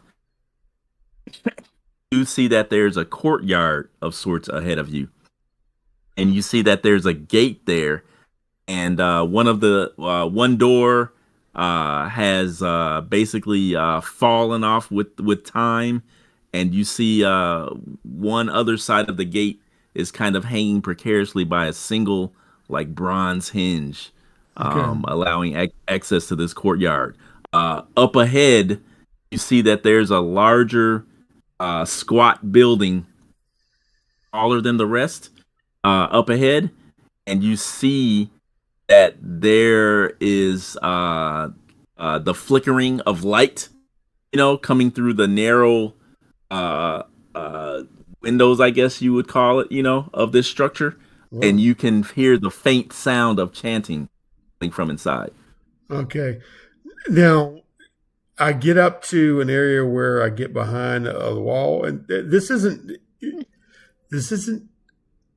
easy for me to digest mentally, because all these slabs, all they're good for is sacrificial rites or whatever like that. So I'm looking for some kind of a made slab in the middle of this courtyard, especially whenever I cue into this chanting going on, right? So you don't see any obvious you're talking about basically. Do you see any altars or something like that around? Yes. Is that what you're? Yeah. No, you don't see anything out in the courtyard like that. But you can surmise that building ahead of you, where the chanting is coming from, probably serves that purpose. Yeah. I stop for a second, and in my mind, you see the fear tinged on my face, but I stone or steady myself a little bit, and I turn around and look back down the path for that red glow. Mm-hmm. And I want to get basically in an acoustic shadow, because this was gradually uphill or so. I want to get behind it. And I know that thing recognized the clank of my chain. So I've been, I will as long as it's continually coming toward me, I'll clink the chain. But I want it to come right toward me to devour this temple, as it were, right? But I'll stay. Okay. I'll stay like behind a wall, basically, or behind one of the pillars, or some kind of a structure. Okay. Okay, that's fine. As you turn, you happen to catch a glimpse of a figure kind of darting from shadow to shadow, and you see the tip of the spear in his hand, so you know it's your oarsman friend is making his way up the path. You do not right now see the reddish orange glow of that creature right at this point. Okay. I will pause momentarily and then clink the chain every once in a while. And as long as the oarsman is heading up toward me too, and I'm keeping an eye out for that, because 2 is better than 1 in this situation. So Jason, you hear the chains clink loudly in the night air. And I'll approach fast and almost silent as I come running up and stop, breathing, sweating profusely from the heat of the creature, and look the barbarian right in the face as I can see now the fear on his face. He's sweating, and I then listen and perk up and hear the chanting. Yes, you do hear that. Kind of, I don't outrightly show. It isn't like I'm. You do. I can see it all over your face. You are terrified. But you will see a certain thing that I'm wondering why you're not. You know what I mean? So I can't relate to the fact that you're so like okay with sorceress thing. This makes me a little weary of you, but leery. But so far, I'm having to work with your ass. So anyway, I look at you and go, shh, a little bit of quizzical look at you and point toward the chanting. And then I'll say, the beast, does it not still follow? How did you get away from it? The beast, we do not want to encounter. Look yonder. The sorcerers are about inside of the structure.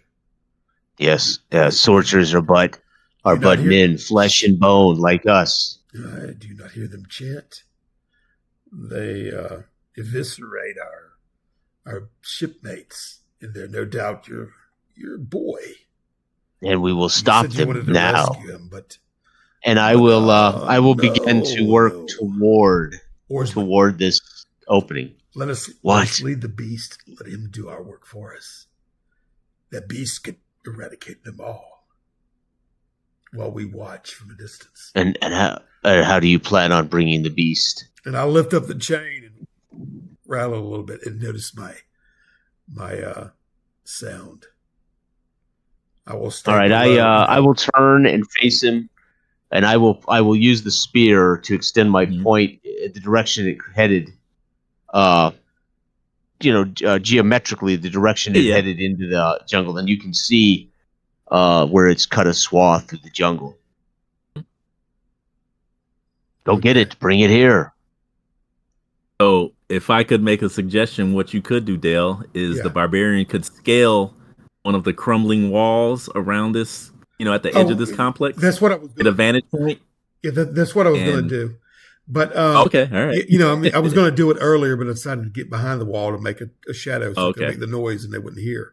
Instead of bringing it out, broadcasting it out, as it were. So, but yeah, if I need a vantage point, and when he does do that, I'll say, you wait here, because I still don't want to climb up there, and I'll gesture up. Maybe perch yourself up yonder and keep an eye on things. I'll wrangle the beast. Bring it here. I'll alert it. Yeah. So how are you going to do that? You're headed off into the jungle? Yeah, I'll go back down the trail and read the thing. It's not too far off the beaten path, right? I thought it was. I will, while he does that, I will crouch and I will sneak up the steps to an open window or doorway to peek in on what is occurring in this. Okay. All right. Chamber. Okay. So the barbarian gathers his chains up and runs out into the jungle, into the night.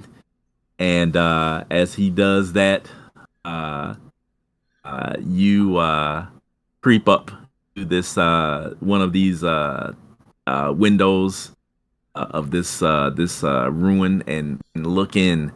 And as you look in, you see a round chamber, and inside of it, let's see here. Okay, here we go. All right. You see that where's my little?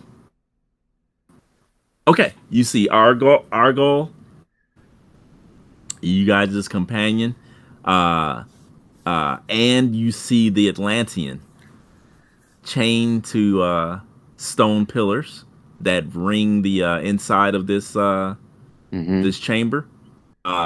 Between them, you see the boy is laid out on an altar that the barbarian surmised that was in there.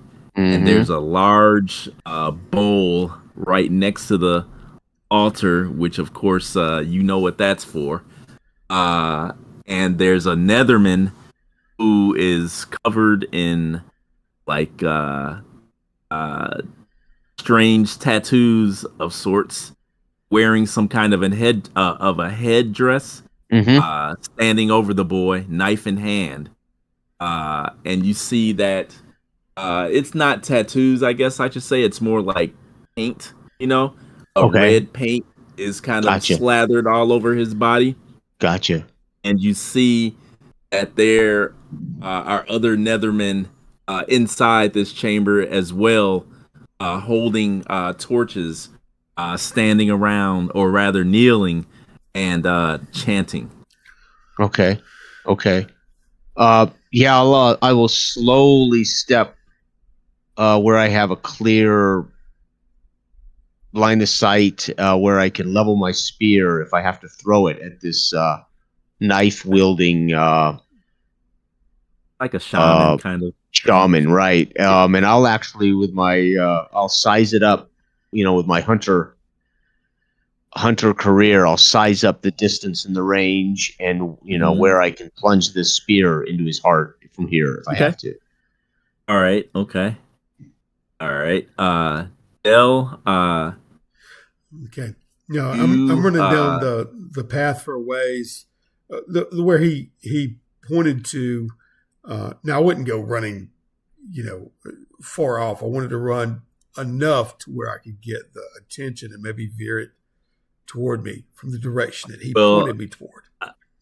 I would guess that you would have to at least get sight of the thing, so you know that you're on the right path, so to speak. But you're on the right path because you can see where it is like almost melted through the jungle. I'm waiting for that scent and that heat to hit me a little bit. So the indicators to where I'm on the right path. You catch the scent first, and it's not difficult at all, and you see it lumbering through the jungle, and as you raise your chain up and begin to clank it, the creature stops in its path, and you see its lumbering head kind of raise up, and you see it bellows out that cry and turns and starts to move in your direction. And I'll and smack it, and then turn around, and I'll go a certain distance, turn around, and try to lead it as I go. Okay. All right. So hang on, Mr. Ya. Hang on 1 second here. Let's see.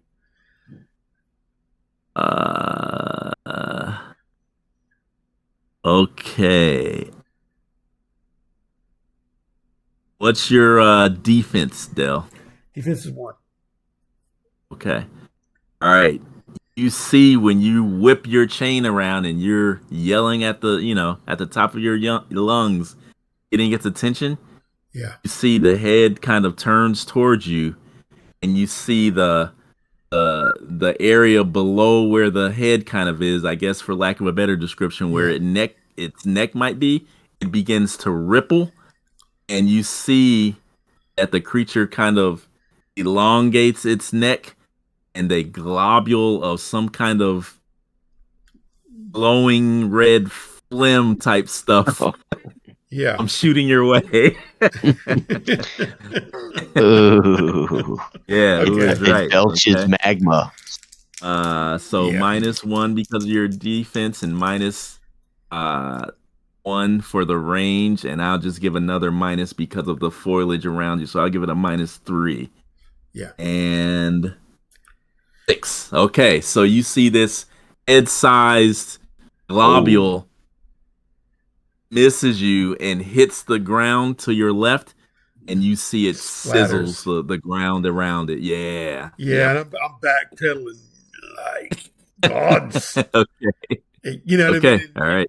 And I rage and still turn around and still yell and just kind of double up on my speed.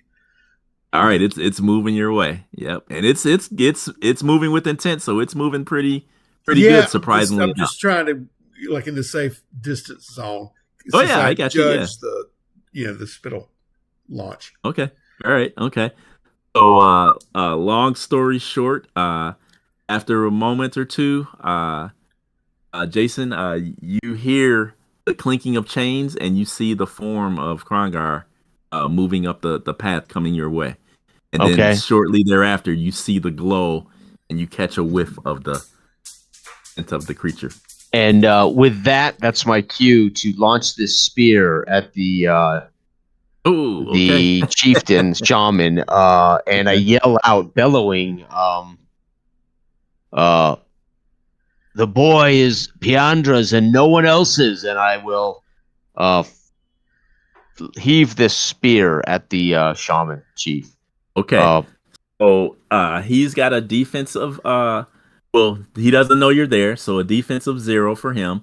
But I will give you a -1 penalty just because of the trying to chuck this spear through this narrow opening. Yeah. Okay. And that's it. That's the only modifier you got to worry about. Okay. My range is 0. My agility is 1, so I'm going to be even. So basically, whatever I roll is what we get. Okay, so you need a 9 or better. Okay, here we go. Ho, 10. Oh, okay. That's a hit for sure. Okay. All right. So nice. That spear, let me see what it does. That spear will do 1d6. Is it 1d6? Okay. Yes. All right. There you go. 1d6. Yeah. Yep. 1d6. Yep. 5. And you get half of your strength modifier to that damage. +2, so Round 1, down. so 6 total. Okay. 6 total. So whoa. Okay. Wow. That was a hearty blow. So you see the spear rust or pierce the arm or shoulder that had held the knife. The knife goes clattering to the floor, and the shaman lets out a howl in pain and confusion. And you see the room, everybody kind of goes nuts as like, what's going on? Okay. Yeah. And I start, I will run toward the boy and the shaman, yelling as loud as possible if I can get into the chamber. Okay. All right. So you will come around that door, and you will begin to make your way inside the altar chamber. Yeah. Okay. Del, you hear a yell, that pierces the night. As I'm coming up over the rise, and I see all the activity, impertinent dog, because he left his post, right? So that's when I jump onto the structure, the ruin, and start climbing up it, Okay. And I get to the top, and I'll still be clattering the chain. Now, I don't care who. I need to hurry this thing up, and I'm slapping it on the ruin and making as much noise as possible to get this up here. Okay. All right. Okay. So you see the creature, it's still making a beeline, and you hear its howl in the distance. So it's coming, it's making a beeline towards you. You're probably about a good, like, maybe, I don't know, maybe 12, 15 feet up above ground level. 15, yeah. Okay. Yeah. Okay. Okay. So, Jason, you dive into that room there, and Yep. you're gonna have to make go ahead and make an initiative check, and see what we're 9. I got 9. You got 9. Okay, so you're able. Actually, let me roll for the shaman here. Let's see here. See what he gets. Because he's not a mook. Yeah, Bello did pretty good. So initiative. Oops, that was the wrong thing. Mind, not ability. Oh, okay. So 5. Okay. All right. So Jason Bello can act first. So he runs in, and what are you gonna do? I'm gonna find the first torch wielding imbecile standing as close to me as possible, and I will run full speed, basically leaping into the air, trying to drive my knee into his skull. Ooh, man. Okay. My goal to get this torch away from this one of these goons. Give me an agility melee attack. 7. Let me add up my 7. Agility 8. Melee 9. Yeah. So I got 9. Yeah. So you thrust your knees into the back of this Netherman, and he hear a crack, and his body goes flying, and the torch is there for you to retrieve. Yep. And then again, yelling, trying to make as much noise echoing in this area. You'll hear Valgarian. You'll hear me yelling, Valgarian, where are you? And I'll be at this point now, torch in hand. I'm swinging it around, trying to draw all of these guys to me. Okay, nice, very nice. Okay, all right. Del, you see the creature.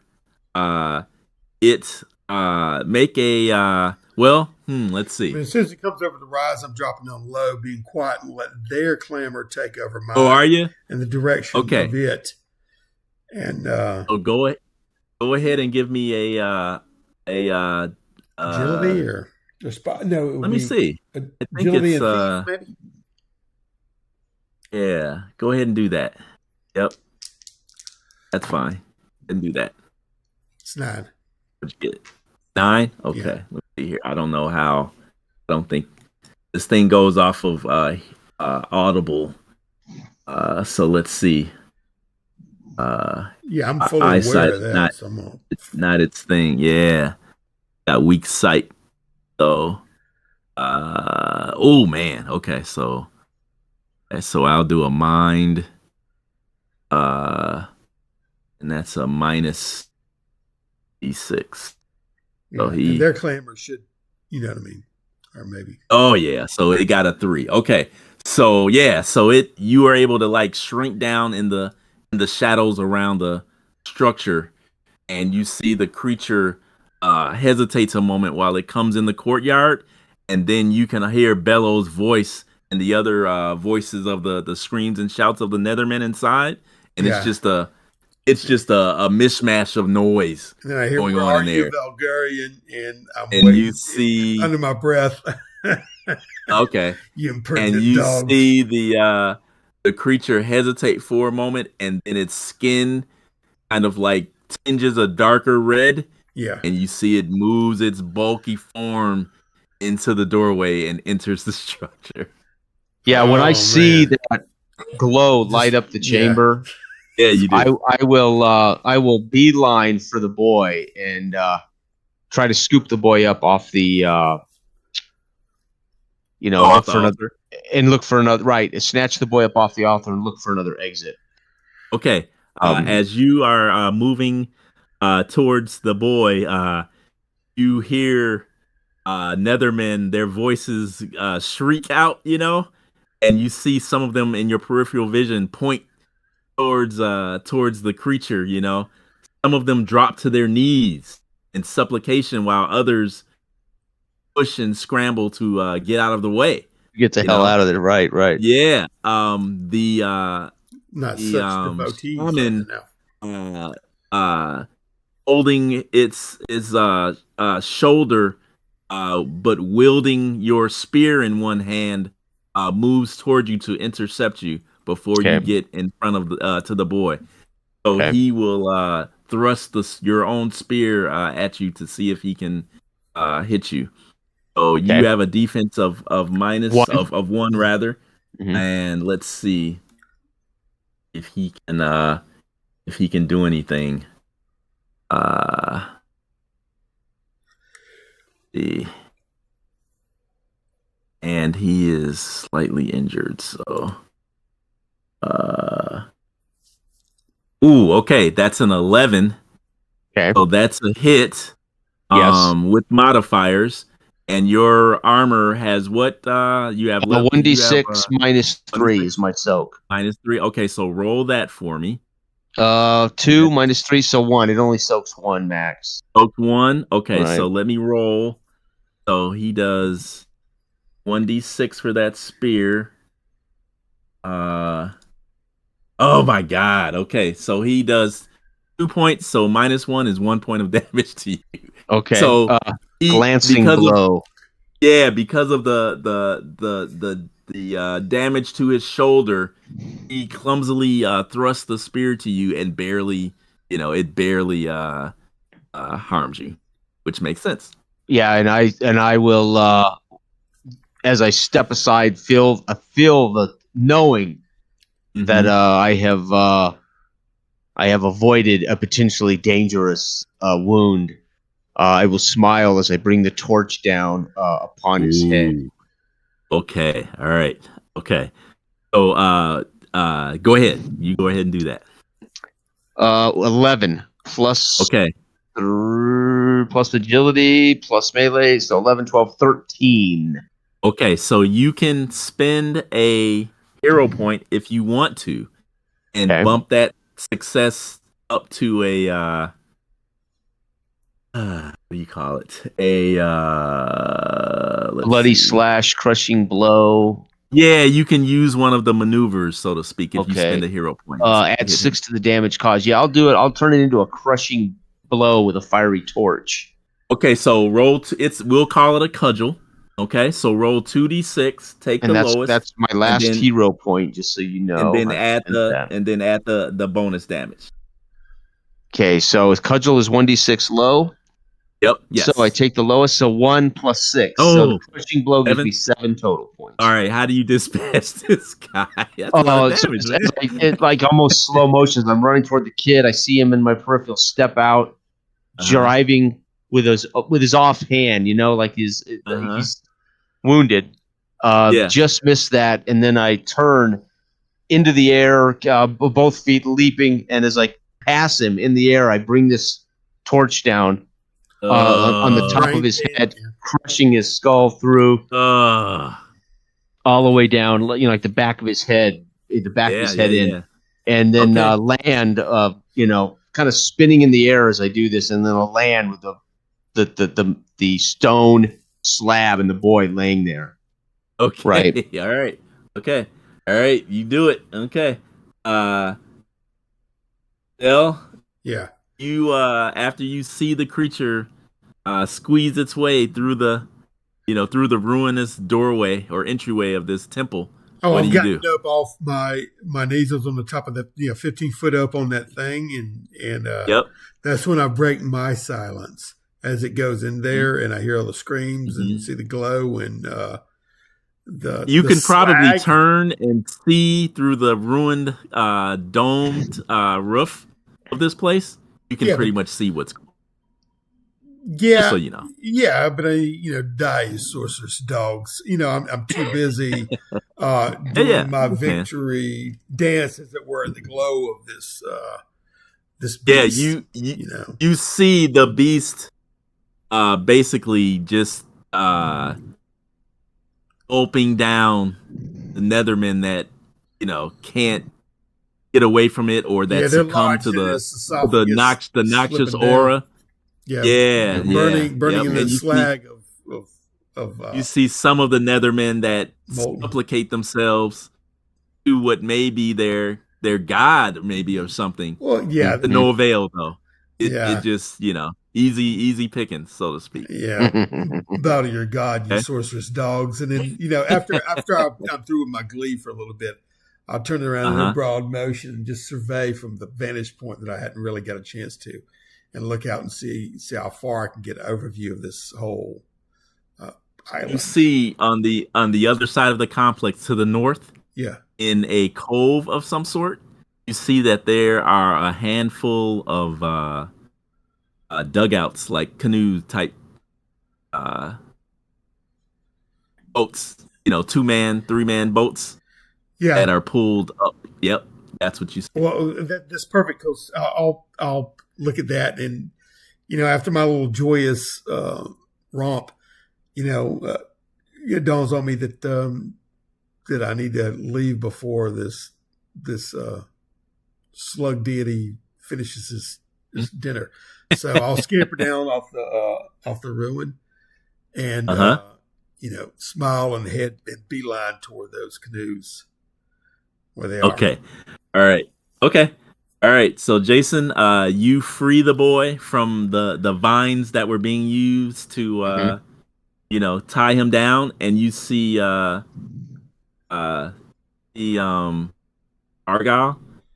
off, and the Atlantean yelling at you as they try to burst from their bonds. Okay, I'll scoop the boy up, throw him over my shoulder. I will pause there and pick up the sacrificial dagger that the guy had dropped. Okay. Yep. And I will head for Argyle, and I will tell Argyle, quiet, keep your mouth shut. And I will cut free Argyle. Nice. Okay. Right, and the Atlantean. This is the man that had the boy on a chain. Is that not so? Yes. Yeah. I'll wait for Argyle to get free. Keeping an eye on the beast. I'll hand the boy over to Argyle once he's free, and I'll tell him run out. I'll point toward the exit if he can get out, and then I'll step in front of the Atlantean. Who are you, Atlantean? You see his face is covered with a sheen of sweat. His eyes are wide with fear, and he says, "Now's not the time for introductions." He says, "Free me, and I'll fill your arms with gems." I look about him. Do I see that stone he used to escape? Ooh, you see the stone. Where would it be? See it around the neck of the shaman. Shaman. He's wearing it as he's wearing it as some sort of a pendant of some sort. Kind of. Okay. I will head over. I will walk over, stand over the shaman, looking. I'll never take my eye contact off the Atlantean while this creature is devouring. Yeah. Oh yeah. Nethermen behind me, in this chamber, and I'll squat down and I'll pull this thing from his neck loose. Yep. And I'll look at it and I'll say, "This will buy anything I need. You will go to your maker, Atlantean." Says, "No." And I will, in 3 strides, I'm headed for the door, full speed. Give me 3 steps, baby. You leaving the Atlantean to die. Yeah, you hear him howl and curse you as you leave the temple. Okay, and for brevity's sake, we will say that you and the boy find yourselves in the cove, and you see the barbarian and Arlo prepping these. 2 or 3 men. I forget what you call them. They're not called canoes, dugouts. But yeah, they're more or less dugouts. Yeah. And you guys can load yourselves in them and push them out to into the water. Is this your boy, oarsman? Grab an oar and make quick work of it, and then I'm sliding my dugout out and hopping into it. And I'll grab. Okay. I'm used to. Yeah, and I'll give. I will in 2 steps. I'll come over and push Argyle and the boys dugout into the water, and then I'll swim out and climb aboard the dugout with the barbarian. Okay. And then I'll get in wet, wipe from my face, and I'll show him the stone. This buys our freedom. We will eat well wherever we stop, and I'll show him the stone. I raised up my face from looking behind me while I was doing the oar, and then I look at him, and there's a twinkle in my eye, and all of a sudden there's renewed.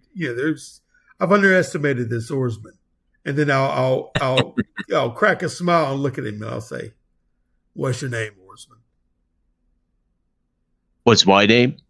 Yeah, Bello. I'll remember that, and then I'll pull the oars, and keep stroking off into the distance. Yep. Okay. And tired and wet, I will lay back and admire this stone that I have here on this. I might even hang it around my neck. Okay. And as the light of the full moon ahead kind of like causes the stone to like twinkle, as we pull back, we see the dugouts, and then on the horizon ahead, we see a ship bearing wine red sails, which is recognized as a ship of the Crimson Brotherhood Corsairs. Okay, make your way out, and then lastly, we hear yet the howl of the Protean beast echo in the jungle, and then that's where we'll close. Nice. Awesome. Yep. Nice. That's awesome. Fantastic. I was thinking that'd be a good Crimson Tide, from the red glow of the, the ships and everything. Yeah. So, nice. Anyway, that was awesome, David. Fantastic. Well, I love sword and sorcery, man. This has it. Yeah. This has it. Feels good. And getting to role play straight up, icy, straight role play, right? Yeah. Not a lot of mechanics talk. Not a lot of third person out of character chitter chatter. Very nice. Yeah, it reminds me a lot of Dark Age of Man, and why I mentioned about it. Why I mentioned about expressing my motivation for the character.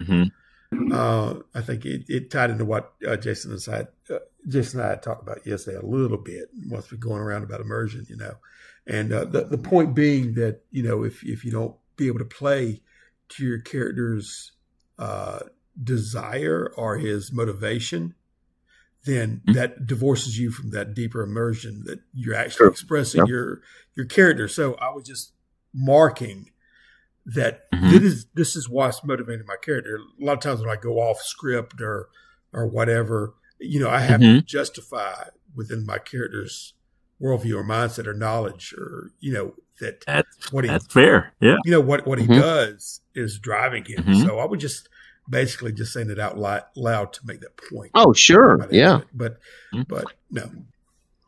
It's awesome. And once again, it's really strange how you rolling those snake eyes. Basically, you just handed it to me, which is really crazy. Yeah. Because I had that creature there as being kind of like something that they would make sacrificial. And instead of it eating them, they basically would feed sacrifices to that creature in order to keep it at bay. Yeah. And it just worked out, which is really funny, awesome. Yeah. No, it felt very much like Sword and Sorcery, some Conan. Yeah, it was outstanding. Yeah, fantastic. So you guys, that was pretty good. So, I could do this. I could do this every week. Yeah, it's awesome. And partially because of the mechanics. I mean, our characters are not complete. They're not superheroes, but they are something you sink your teeth into because you are the protagonist. Your character is competent, right, to some degree. So it's just it feels great. Barbarians of Lemuria is definitely it's definitely a system that bridges that between the D20 old school how do I say this? Kind of traditional, procedural, pass fail. It just feels very right. This bridges that gap nicely without making a complicated game. Right? It bridges that. Yeah. And you think, I mean, from character gen to embodying the character. I mean, it is straight up role play. Sword and sorcery high adventure with straight role play. I mean, I can get in character. And I can be fully first person, and I don't feel like that there's even chitter chatter outside of this. The context of what we're doing is it's completely engaging to me. Yeah, it's like what I said, like Dark Age Man, because he's allowing us narrative freedom to say what we want to do. Then he'll say set a difficult value. That's going to be hard. And then all we do is pull an attribute. We add a profession to it. Which is very similar. Like, what are you rolling? Like your mind, and would this be thievery? And add that to your roll, and then, I mean, you roll even like, what is your defense? Take off one. It's stuff like that. It's intuitive and simple, and it's not that. Well, and that kind of meta talk has to occur because we're playing a game. But like Dark Age of Man, I'm fully in character. There's never this kind of third person. I mean, that doesn't stop us from having, obviously, we're socializing and sharing a game, so you'll have those quips at each other. But it just feels very much like I could have played this from Bello's point of view and never broke character if I had wanted to tonight. Easily. And it's harder with D20, D&D to not always be breaking character, not always be talking about the, So part of that is, I think, since that I'm character first. And the simplicity, I think, of the system kind of gives you a little more. I think it's freedom. Huge freedom, liberation. I think so. Yeah, I don't know. Well, and it's scene based, right? It's very simple. You set the scene. If we need to roll for priority is not just combat. It's who goes first. Who's saying what first. It's intuitive as hell. It's super fluid, right? Very fluid. But we got depth. We got a lot of depth. Now, obviously, the game has lots of depth when it comes to, the hero points and how we can spin them, and then all the depth for, say, sea combat and large army combat. The rule book has rules for all those things if you play into those things. But for role playing, as I was telling Jill last night in our private conversation, which could have been a great podcast if we had thought about recording it, but I'm looking first to role play, be a character role play before I'm worried about the game mechanics. And it's nice when the mechanics support everything we're doing for role play, for IC role play. And this game, does that beautifully. Dark Age of Man, we wrote Dark Age of Man to do that completely, right? So it's easy to talk about Dark Age of Man because that's why I designed it. I designed it so you're about being a character and role playing, making the rules very, very simple for everybody to play. Trying to remove that want to out of character chitter chatter, right? That and that's okay too. Nothing wrong with that. But ultimately, I'm looking for first person in character role play from launch, right? And I have to work on that, because that I enjoyed well. Yeah, and I know that often I break you guys out of character by calling you by your names as opposed to characters. And little things like that, But I mean, that I think that helps. If you can. Oh, sure. Yeah, but that's all. I mean, but I don't set up the play on our Tuesday or Wednesday nights for it to be some. I just want to enjoy gaming with with people who really want to enjoy our time together. So I'm not claiming we need to do that. It's just nice to play a game that really I can see. Easily, this game can completely suck me into straight up first person IC role play without me thinking about the rules right. I don't anticipate we have to do it that way, but there's no doubt. I get it. BOL works for me, right? And again, this is a genre that I absolutely love. So not hard to want to play a badass warrior, barbarian, whatever. And go for it. Right. It was fun. What's interesting tonight is I had a lot of really bad rolls for the first hour. And then finally started getting a few decent rolls. But Jesus, I thought this is. I remember this game being heroic, and then I was hitting bad roll. Wait a minute, dude! The first session we played, I was like, this works. And this one, I'm like, shit, man, maybe it ain't as heroic as I thought, But I started getting a few dice rolls my way. It's like, okay, this is sweet. But I like failure, especially when it complicates the situation. So there's nothing wrong with failure. But for a minute there, I was like, Jesus. Yeah. Well, I think the rules kind of, they herd you, and I'll say that, or push you towards the sword and sorcery mindset. Yeah. Because how many games say, hey, if you fail, you can fail even worse. Yep. If it allows something interesting to happen. Yep. And here, take a hero point. Thanks for being a good sport about it. Oh yeah, I mean, that is 100% Indiana Jones, right? That's the scene in Conan, where he is pushed into the pit, into the water, as he fails by being knocked into the pit and into the water, and it becomes calamitous when the giant serpent encircles him. Now it's a calamitous failure. That's Conan, right? And now he's got a life or death struggle with a giant serpent, right? Yeah, I know guys that would never do that. Oh yeah, I certainly would.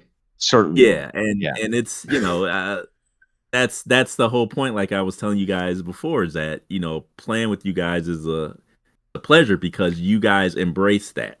Yeah. There's not you guys embrace that type of play, which that's great. Yeah. Well, especially when we're playing genre, whether it's Hollow Earth Expedition, where you're embracing the whole, not just the character in this fiction, but the genre of what that's supposed to feel like for everybody, right? You don't want to be the one guy in the party that's not doing the Indiana Jones kind of high adventure failure and the high adventure.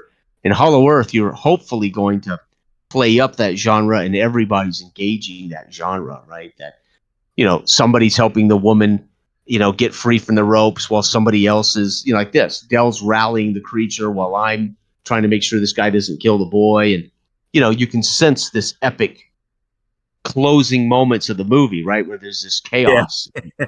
Everybody's doing multiple things. And it's, and for me, that is part of the genre, right? Well, even on, to me, allowed to play your character in that development between characters, like you can tell from where the first session was, and even it started off here, to where there was some animosity between, racially for the characters and how they viewed each other. You hated my race, and I just thought you as one of the, the peons, basically.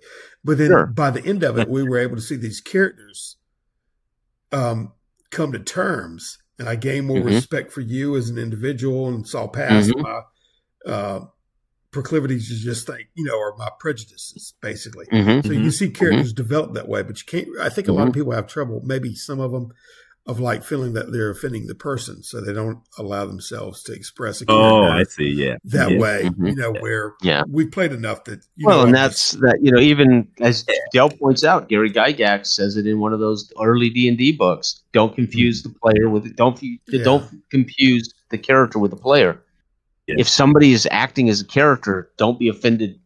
The player is acting out a character. So, but see, Dell and I aren't afraid to not be best friends in our characters.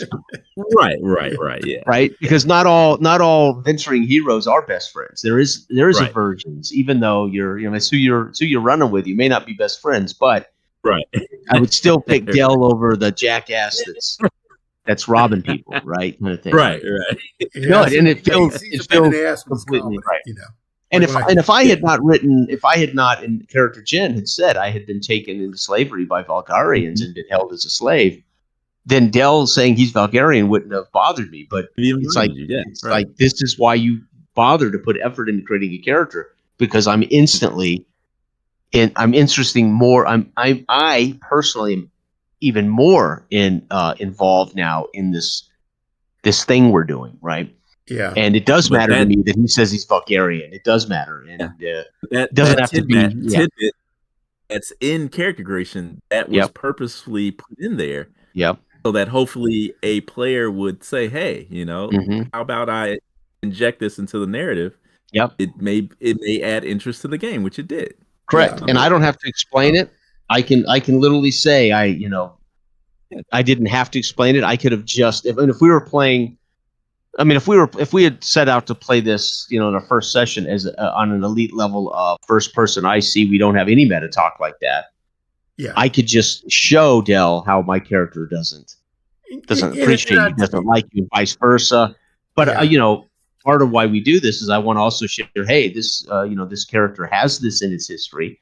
There is history here in my actual background that my character was a slave to Vulgarians.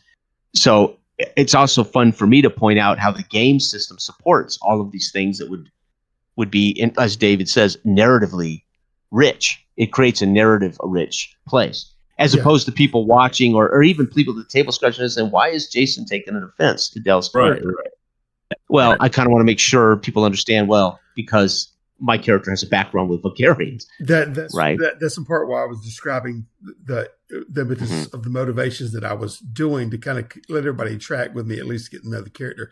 Because if you just say it like we oftentimes do, it's almost like showing the rules. Like you can play Dark Age of Man without showing it, but we stop and say, "Look, this is why I'm doing that. We don't hate each other." Right. But like when in Dark Age of Man, when you said, David, when you said, the Washburn. Lady Washburn don't like me. Yeah, that just created a That's awesome. Potentiality for confrontation, built in. So, and that's why we do that to where we lay it out, just like in this system, right? And all of that meta, because that's meta. That's when I'm creating my character. That's when we're discussing this kind of background. That's all meta out of game. And then, but boy, does it fuel maybe potentialities if you run into Lady Washburn, or if there's an issue with Washburn, or if one of the part of my party is Vulgarian, how am I going to talk to him, treat him? Yeah, it doesn't mean we have to be against each other. Or now there were moments I felt comfortable having a little PvP because none of it was hostile. It was, when he tugged the chain, I'm going to tug it back, and there's no way in hell I'm going to let this Vulgarian belittle me anymore as I've already been, right? Right. But those aren't moments that are going to be life and death for us. In D&D, those are life and death. Yeah. Those can be life and death decisions because you're so vulnerable. Right. It's great playing from the perspective of a character. Like I'm zero mind. It don't mean I'm totally stupid, but it's work harder, not smarter for me a lot of times. Right. Or I can just beat it, and I kind of go off a sense of trust with somebody, whether I have it or whether I don't, or what's prejudiced within my character to what I do trust. Well, and I love how you just or me, right? But I do, and I love that. Right, you displayed your flaw, and And I played, and when you described it, I even I reiterated that, right? I mean, part of the magic circle that we do is when somebody says, "I'm feeling this a little bit, I'm quivering a little bit," then I'm going to reinforce that by having my character see it and my character point it out, right? So it just enriches this moment, I loved how you described your. I could see it in those Conan mags when I was a kid reading those large format Conan mags where he's trying to tear the jaws. I thought it's perfect. It's a perfect description of foot on the bottom jaw and the arms on the, trying to tear that beast's face open, right? Like it's beautiful. And I should have been much more generous with passing out hero points, but I was just honestly caught up in the moment that you're doing this stuff, Dale. Yeah, and I honestly forgot to do it. I won't lie. I forgot, And I have the same very heroic moment right there. And so I've had games that have the same thing, and you get so caught up in it. Well, part of it is we don't play a lot of games that feature these tools. Yeah. If we played a lot more games like this, we'd be handing them out like candy. It's supposed to be a give and take. That's the point of the game, is to have the flow, so that you guys will basically stick your necks out. Heroically to do cool stuff, That's it. And is it in genre? Is what Dell did in genre, right? Yes, definitely. Yeah, right. Right. And just what I appreciate you doing is allowing us to express character. The whole dynamics, and even back and forth, like the end character, when he looked at me and he's going like, they humans, and I paused for a minute and I'm like, okay, well, I've followed him real slowly. Maybe he's lying to me. And then I get down there and he points in like there. And then it makes me second guess and look around and see the remnants. I'm like, he's telling me the truth. So I gain a little bit of trust as a character. And then stand up, you're like, let's go rescue the boy. I'm like, boy, what are you talking about? You know what I mean? I don't have nobody to rescue but myself. You're going to walk in there and try to rescue them. So that little, when I stand up straight, whenever he calls me something, I white knuckle that cudgel. You know what I mean? There was a little bit of tension there that I could express between characters, but everything's going to ultimately work out. I think a lot of that's what I'm saying. GMs may go like, okay, look, all of y'all work in sync and in tandem and in step with each other, because any kind of conflict within the party or in general, like when I turned around and walked the other way, you didn't freak out, because I know that eventually, but I have to do something with my own characters that I feel is legitimate. I don't want to just do it. I understand. Motivation. I mean, I expect that from you, Dale. So that's why I don't try not to freak out when you do stuff like that. Because for some reason, it makes sense. And I would say for some reason, a lot of GMs do not. They don't recognize you're expressing your character's motivations through actions, but they're not necessarily going to be at odds with the direction the game is headed. But you got to be free to express through your actions, through your motivations, through these actions, and that's where we're going to stay in character. That's where I'm going to be immersed. That's where I'm going to stay more in character. And same with Bill, I think. Yeah, and to be honest, you guys are in a primordial jungle. Yeah. If you guys had honestly said, you know what, screw that, we're not going to this temple. Screw the kid. Sure. Yeah. There's plenty of other stuff. There's a whole adventure out there. Exactly. For you guys to get into. I mean, you guys know that, yes, quote unquote, this is the adventure. Right. But and it's like I said before, it's a big playground for me. Yep. There's 100%. You guys know what this genre entails. Yep. If I would think that I would be remiss if all you guys did was go fishing for the night for 2 hours. My job as the GM, is to. Well, and we would be failing the genre if we did that, because again, this game is asking you to be Conan. It's asking us to go for it. So for us not to engage the lizard, that doesn't mean we had to stay and fight it to the death. But we engaged it, and when I realized it wasn't now a threat to us, let's go. And that was we were free to leave it. Right, we were free to leave. You guys didn't have to kill it. No, you guys still defeated it, as far as I'm concerned. Yeah, exactly. Yeah, and once I realized as a hunter, I'm not tangling with it. It just wants its eggs. It wants to get away from. Let's get the hell out of here, right? If we would have had to fight it, so be it. We would have done what we could to finish it. But it's our job to not go fishing. It's our job to engage a greater adventure, right? Yes. I mean, you don't watch the Conan movie to watch him fish for 2 hours. Yes, right. Yeah. And I didn't know if you were going to take that egg and take it with you and say, "Hey, this might be worth something." I was gonna. As far as my character, I was gonna raise it and be riding through that whole area. You know what I mean? As a mount. Dale's thinking trilogy book level stuff. I'm thinking, dude, I just want to get past this creature alive. And Dale's thinking about raising its offspring as its fucking beast of burden. It's like, well, okay, this character may not live long enough to be raising, creatures. Mm-hmm. But no, and I figured we might use the egg to get its attention, or I didn't know. I was like, I'm going to pick this thing up and see if I can get its attention. Playing with you guys is like playing with guys on a basketball team or something. Yeah, you guys saw the play.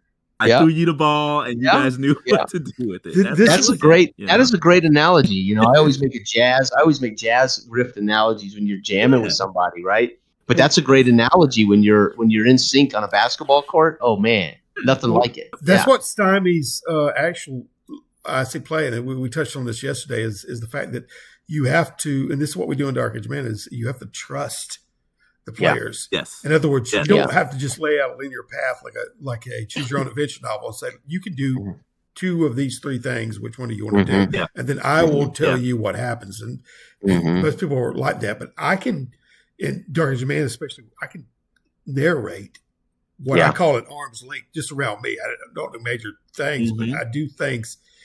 And as far as I know, in this, we got there's a larger thing going on, right? So we kind of follow and I still have to, in my mind, I have to justify why I'm doing it. Now, unless you put me in like a SWAT team where I'm a member of it, if you're afraid of me not going off or veering off, and getting back on track, then you need to put me in a game like that. but whenever you're playing Dark Age of Man, literally there's things that are happening in the world, but as far as the characters, any direction that they go, that seed will drop in front of them. So you're not having to spend energies on putting somebody back on course.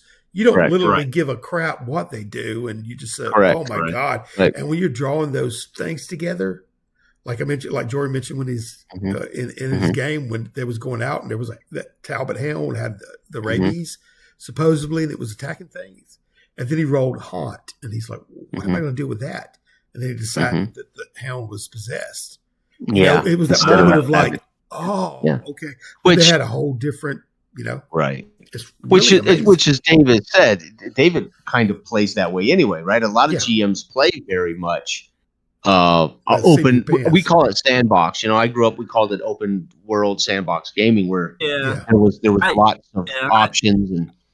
I mean, to a degree, I would say that, but I think what I try to do is I look at your characters. And your characters are basically telling me what you're interested in doing. Yes.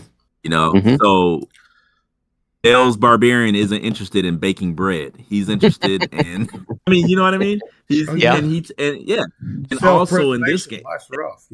Yeah. And in this game, your professions are also kind of giving me a clue. Bingo. Yeah, so I play to that, and to me, it's pretty easy, then like you guys were saying before, your job is to still work within the genre that we're in. Yep. And it's a back and forth, so it's it's pretty easy. First with all games, exactly. First with all games, we should be informed by genre. Yeah. Second, we're informed by character, and that should be shared, right? My character should mean something to me, but it should mean something to the GM. I can't promise it's going to mean anything to anybody else at the table. They're going to learn about my character to play, but hopefully the GM's thinking about my character. I'm thinking about my character, and the GM's hopefully thinking about everybody's character, not just mine, but everybody's. So we got genre, then we got investment in the characters, and then we have mechanics to support that. If one of those three is missing, we got a less than satisfactory, right? Which means if genre's first. The players have to engage genre full out. They don't have to be killers if they're not killers, but they should engage. If they're Marion in Indiana Jones, okay, she may not be the whip-wielding, badass, fist-fighting Indy, but she's going to engage the narrative from what she does, and it should be on that level of high adventure, right? She doesn't have to be a wallflower. Oh, Indy, save me, right? She can be right. Yeah. So I don't care what character you bring to it. If we're playing Conan, bring it. Bring what your character is to the genre, and then hopefully, like David said, he's informed by our characters and the genre. And if I'm also not cheating David by not being the hunter that I claim I am, where David's going, damn, he's not even playing to his characters what he claims he is. That's not going to inspire David. Right. If I don't play what I say I am, then it's not going to inspire him as a GM. Yeah, he has to yield to the players, at least desires to, what's important to him. Yeah, and you guys developing your, lack of a better term, personalities, desires. That's even more fuel. Yeah. Oh yeah. Hell yeah. The fire. So that's ultimately what we're trying to achieve here, that depth of character, that development. Because that's when you really feel like something's more weighty and you care about these characters, even if they're a butthole or whatever. People like to know others, right? And if we have a story here and we got characters, the more real they are, and the more I see you are, the more real you can understand the character, express them, and to allow people in a party to talk back and forth, and develop interactions. It even deepens it more. So you don't care about the MacGuffin. You care about actually the characters and what they're going through. And that's what we're trying to do. Yeah. That kind of thing. And role playing to me, and that's why I don't know how people can role play without being a character. But a lot of people play role playing games, but they never role play. They are an avatar or a character in the game, and it's mechanical. Fine, to each his own. Have a good time, but for me, they're called role playing games because I'm supposed to be a role. And I don't mean just role of tank or healer, or I mean role as a thing in this genre, this shared genre, this thing we're doing. So games that help me do that more will always score high on my favorites games list, right? And BOL in just 2 sessions is right the hell up there, right? Yeah, that's why I just all of it. Yep, it is really saying role play, baby. Go role play, right? Yeah, That's what it's saying. It's still, I admit it. I try not to let it, but it still ruffles my feathers, so to speak, with this whole story game. Oh, sure. Sneer that you get from a lot of people, and and it's just like I just don't think they get it. So what? I mean, and the funny thing is, I don't think we play story games. I don't think we're doing any story gaming. We're characters, right? Yeah, I don't know. I think it's story game for me is when everybody's working to actually tell a story, and we're being characters. The story's going to come out of what we do, like a writer's room thing, yeah.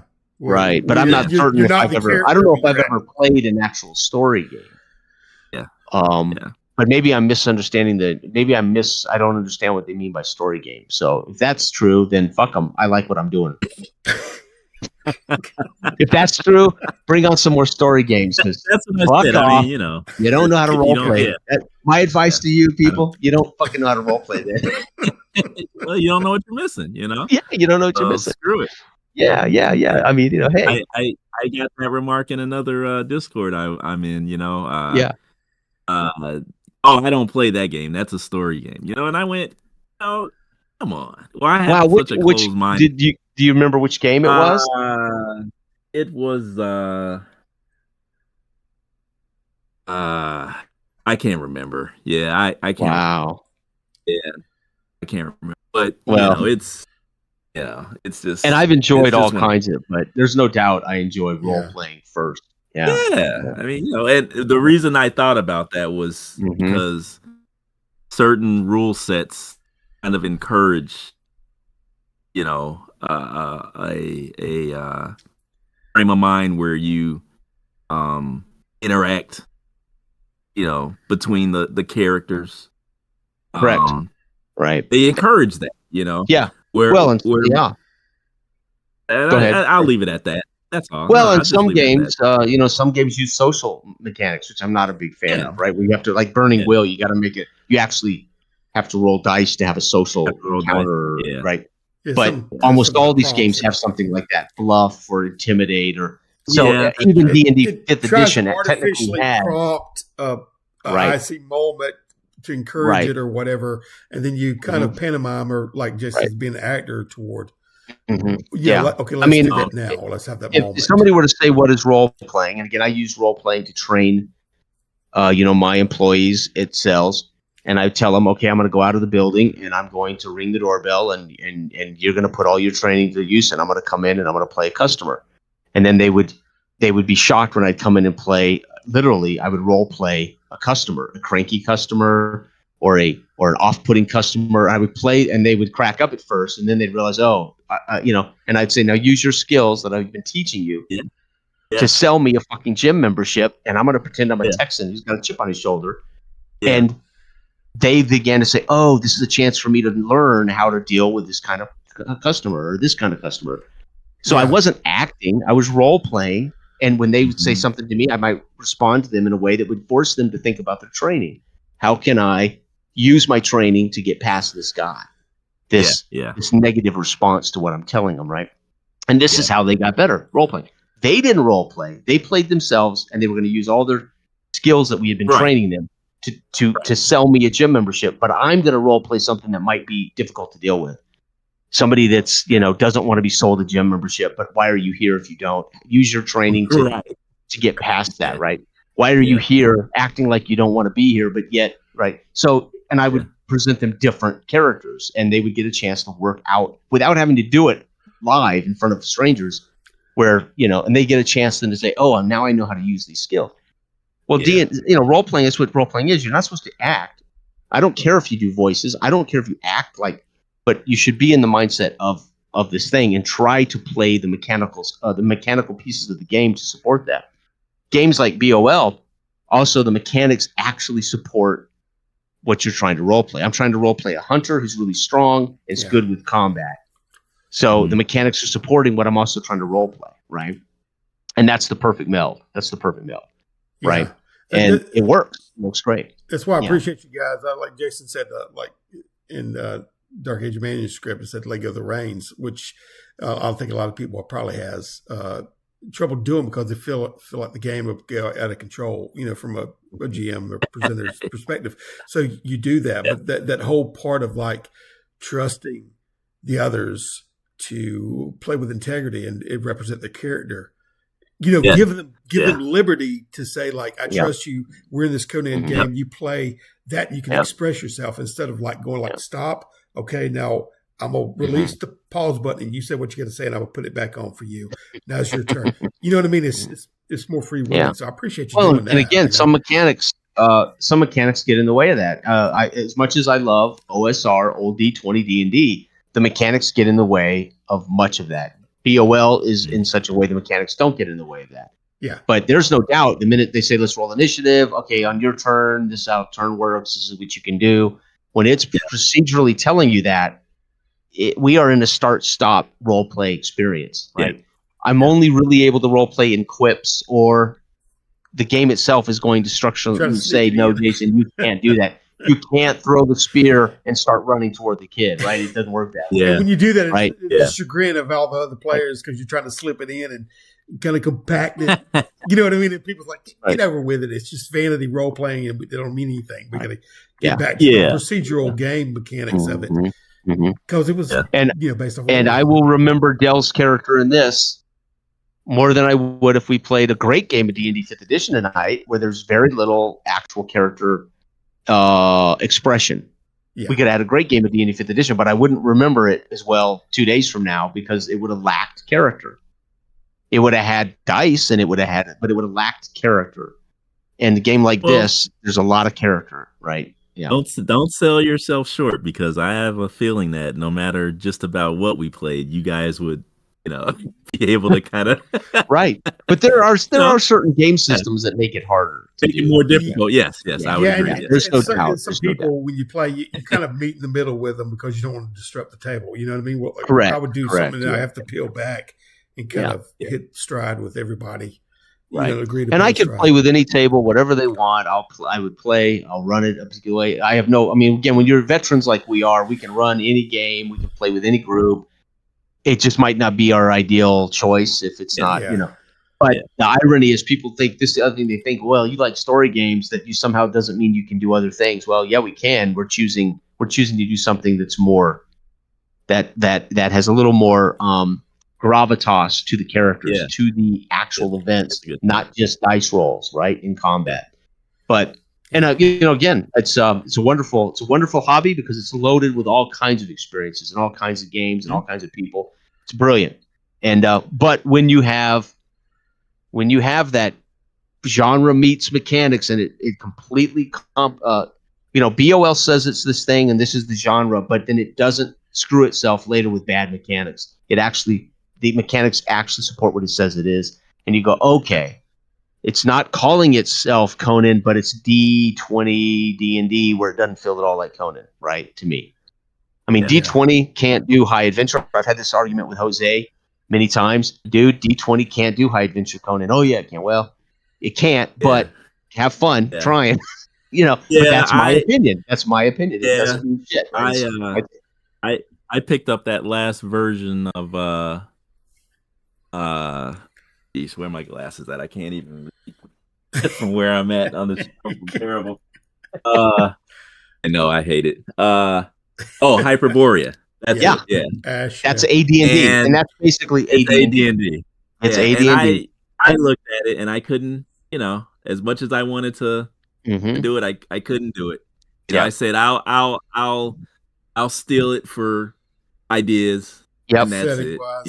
It's rich. It's rich with lore. It's rich with atmosphere. It's rich with those things. But it's AD&D, and it's D20 AD&D with a Conan tuxedo on. As I've said to Del, dress it up like Conan, but it's still D20 D&D. And to me, that ain't even remotely high adventure Conan, right? What'd you say? He said easy. Easy now. Easy. Pulling right. I mean, I can put Dell in a tuxedo, but he's still Dell, right? You can polish it. Yeah, I know. Hey, you polish it, put lipstick on it. Huh? Right. So, and again, people who love AD&D will love it. That's cool, but it's like that. Yeah. I'm not gonna get High Adventure Sword and Sorcery Conan from old D20 AD&D. Yeah. Not gonna get it. It's just not gonna happen. Yeah. And guys who want to duke it up, well, yeah, knuckle up because I'll knock your fucking teeth out, right? If you're gonna fight with me over AD&D, dude, you got a problem, right? Just go play your AD&D and enjoy it, right? Yeah, so, but it's like it's missing the point of what high adventure is, right? Yeah. So, like I said, but yeah, that's it's rich with lore, it's rich with text that makes you excited. But then when I sit down to play it, I'm not getting that, right? Yeah, that's why BoL is rich with all that stuff. Plus, when I sit down to play my character, it is what it is, and the game works the way it's supposed to. Yeah, create stumble you or roadblock you. It allows you to play, and then and same thing. I mean, I'll never forget when I got D20 Star Wars, and you're like, oh man, this is gonna be, and it felt like fucking D&D with lightsabers. Like, gee, it feels like I might as well just play D&D, right? And I found myself saying, oh, I want to play Star Wars so bad because it looks like Star Wars and it smells like Star Wars and it reads like Star Wars, but it plays like boring ass D20 advanced D&D. It's like, oh my God. That's the same as that Conan D20, Yeah. Oh God, I had all of them. Yeah, I did too, yeah. I had Conan D20, I had Star Wars D20, they were all the modern D20 formula. When you get to level 16, you're adding 10 to your hit. Yeah. I'm like, Jesus Christ, this is going to get this is so boring. You got to have this feat to kick somebody. Right. You got to have this feat if you want to crack somebody. You got to have this feat if you want, Dude, it's just like, this is, exactly, a gatekeeper. Perfect, Del. That's it. It's gatekeeping, mechanics of gatekeeping role-playing. Yeah. Right? I got to express my character in this tonight, and last time we played this, I got to express my character. And I wasn't restricted by what I could do. And I rolled the dice. The dice supported whether I succeeded or failed, right? And the existence of, say, low-level minions create a sense at this level of being able to wade through the bad guys. But then I've got to deal with this sorcerer or this shaman who's more dangerous. All of it worked. He whacked him with a spear from long distance, and they came in for the kill. Right. But again, that's what feels so awesome. That's why Blood and Bone, despite Blood and Bone being a D20 game, Blood and Bone was the first game that liberated me like this. I went, oh my God, I'm playing a D20 formula game, but it was not D&D formula. Yeah. And I ran it for Jose and Eloy the first time, and I was like, this is fucking liberating. This is unbelievable. So that was a system. That was a particular D20 system that really liberated me, and it was high adventure. We ran basically Conan with Blood and Bone for Jose and Eloy. It was fantastic. But it has a different system that really supported Jose and Eloy being there, going for it, right? And but still not as smooth as this is for me. This is smoother. This is a smoother system than that. Yeah. Yeah, I'm glad. I'm glad you suggested, David, and played it because I've had it for a while on PDF, and I just never, of course, I got 5 million. But anyway, there's another one though, Everwin, which uses this system. Yeah, I know. Yeah, I know. You do? Okay. Yeah, Everwin. Now, what's the genre of Everwin? It's an updated, generic, version of this that uses the same exact system. It's just generic. You can use it for any genre you want. Gotcha. Okay, so it's not. It doesn't come with a built-in. No, it's Sword and Sorcery. I gotcha. So it's a generic version. Okay. Yeah. Toolbox. And then they have that's what it. And then they have another version. I can't think of the name of it. It's a little bit even more recent, but it's specifically for like swashbuckling, musketeer type stuff. Fascinating. Because I would say high adventure Conan, high adventure Indiana Jones-esque. The genre is different, but the pace and the style of those games, swashbuckling, high adventure Conan. I mean, in a way, swashbuckling is high adventure. Conan, Sword and Sorcery can be high adventure. It doesn't have to be. It can certainly be dull and boring if you want it to be. If you want to play AD&D's version of it, go right ahead. And I'm kidding. I'm pissing off all the AD&D guys. I know. No, I'm just giving you guys shit. So calm down. Losing subscribers. Sign this petition to remove. No. So anyway, but so I'm curious. I mean, so we modernize this. We say, what if we were to do, let's say, a Born Identity-esque kind of, right? Would this system support that? I think it would, because of the way it's used, right? Yeah. Like I said, if it's pulpy, good. That's it. Pulpy. Perfect. That's the perfect word. Yeah, pulpy. Yeah, outstanding. Well, I'm loving it. It's great fun, man. Great fun. I appreciate it, David. Oh yeah. Nailed it. Oh yeah. No, really. Yeah. I don't know how much you like sword and sorcery, David, but you're good at it. Oh, me? Oh yeah, I love it. Yeah, that's I used to when I was younger, I would just go into the bookstores. My dad would complain about it all the time because he'd say, "Well, why don't you go to the library and just check out free books? Why are you spending all your money on novels?" And I go, "They don't have this stuff in the library." That's true. They didn't. That's so true. Yeah. And I would just go in the bookstore, and based off of the cover art and kind of the blurb on the back, I'd pick it up and check it out.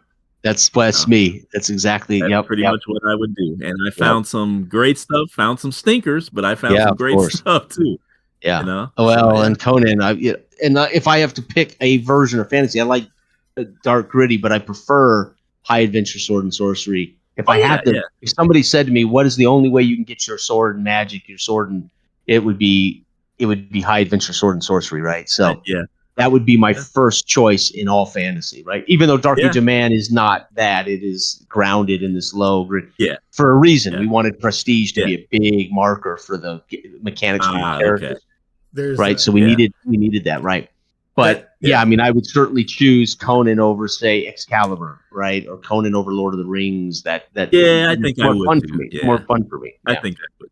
Yeah. Although I love Lord of the Rings, but there's something about Conan that is magical to me. I mean, literally, it's That's it's funny. We all kind of share that stuff, and love the pulp. That when I got Jorian's name from DeCamp novel. Yeah. The Reluctant King series, and the first start of it was a curious custom, said the barbarian, to cut off your king's head every 5 years. So the trilogy was about he escaped. They would choose somebody to be. Well, I'll tell you how to choose them in a second, but you be king for 5 years, then you go get beheaded, and they throw the head out into the crowd. Whoever catches it gets to be the next king. Yeah. You know what I mean? But he escaped, so there was without a king, so it was like the whole kingdom was after him, and it was right. Yeah. And for me, I like, obviously Star Wars is hard not to love, but to me, Star Wars is sword and sorcery, really. It is in many ways. But if we're talking about sci-fi genre, I much prefer kind of the 2001 guy in a tin can kind of gritty, kind of real sci-fi, right? That's kind of our Alien is a great example for me of not so much psychological horror, but the alien, the dirty ship, the mechanical. But a lot of people love Flash Gordon-esque sci-fi or Star Wars-esque sci-fi. Planets, Mars. Yeah, that's almost sword and sorcery to me. It is. Oh yeah, John. Yeah. There's no doubt. Flash Gordon to me is sword and sorcery, and in a way, in space, right? Well, so.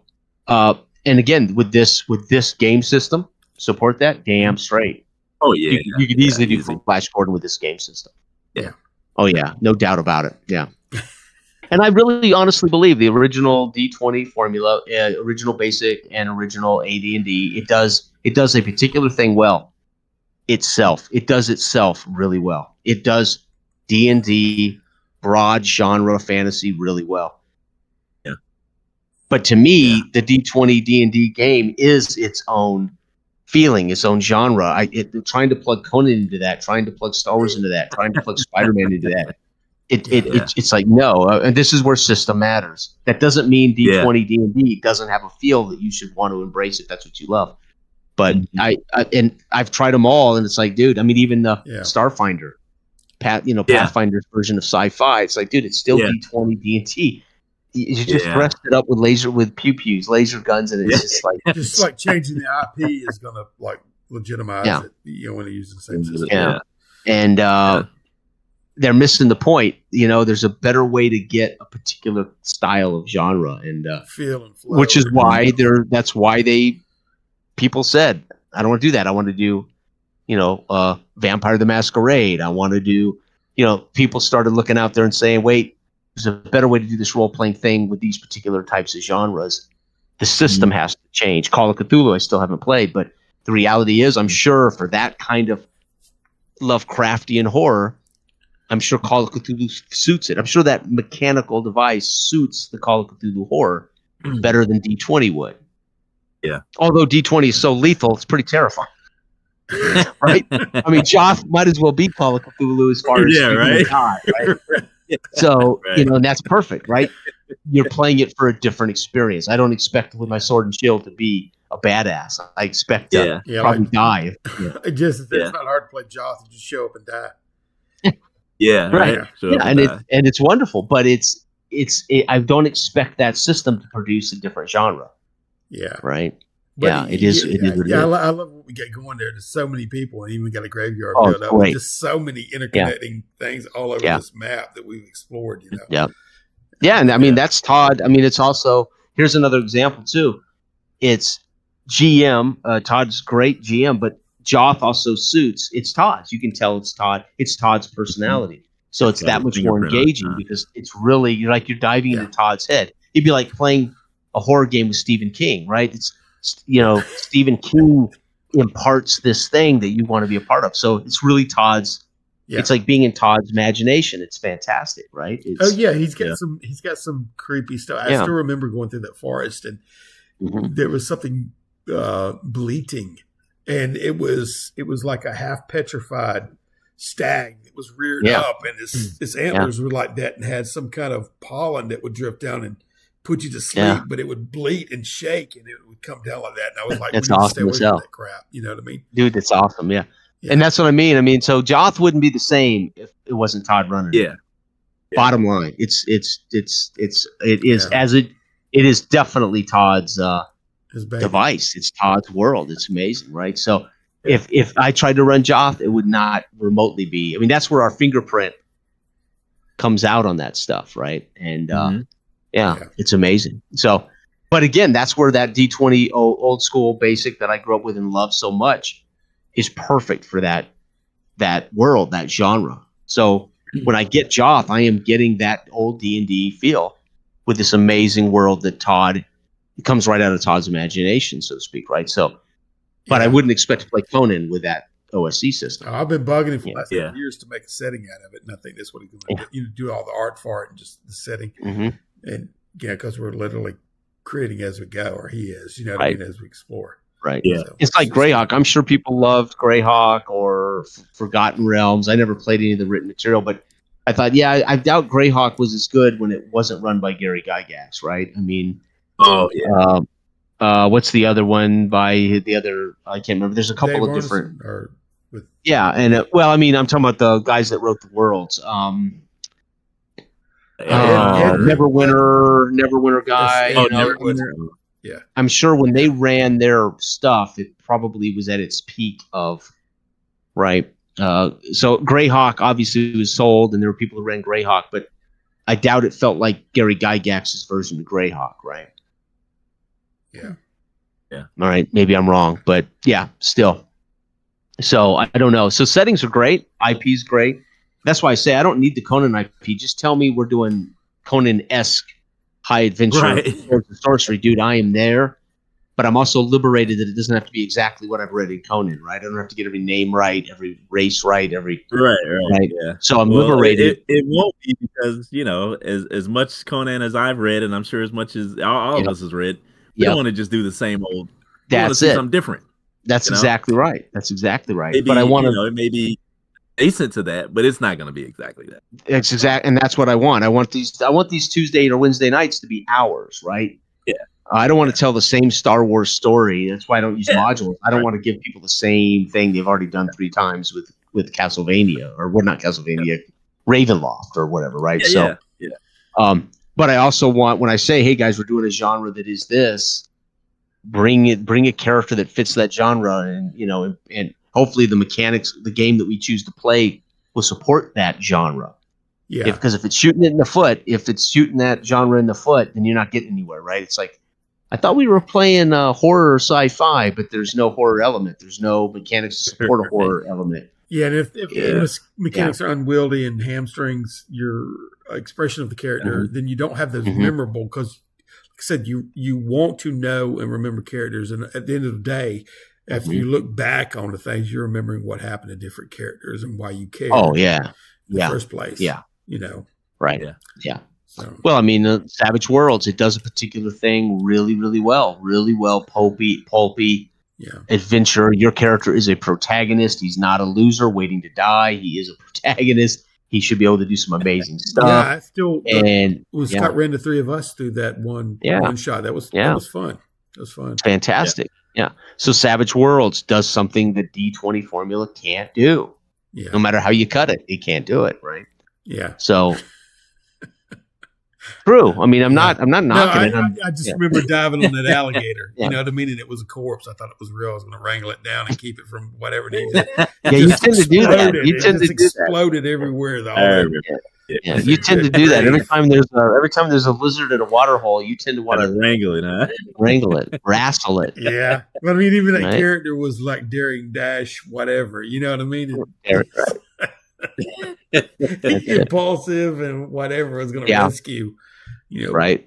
Bump out and I felt like Ubiquity did Hollow Earth really well. It did that kind of pulpy really, really well. Ubiquity did. Yeah. I didn't try any of the Ubiquity games.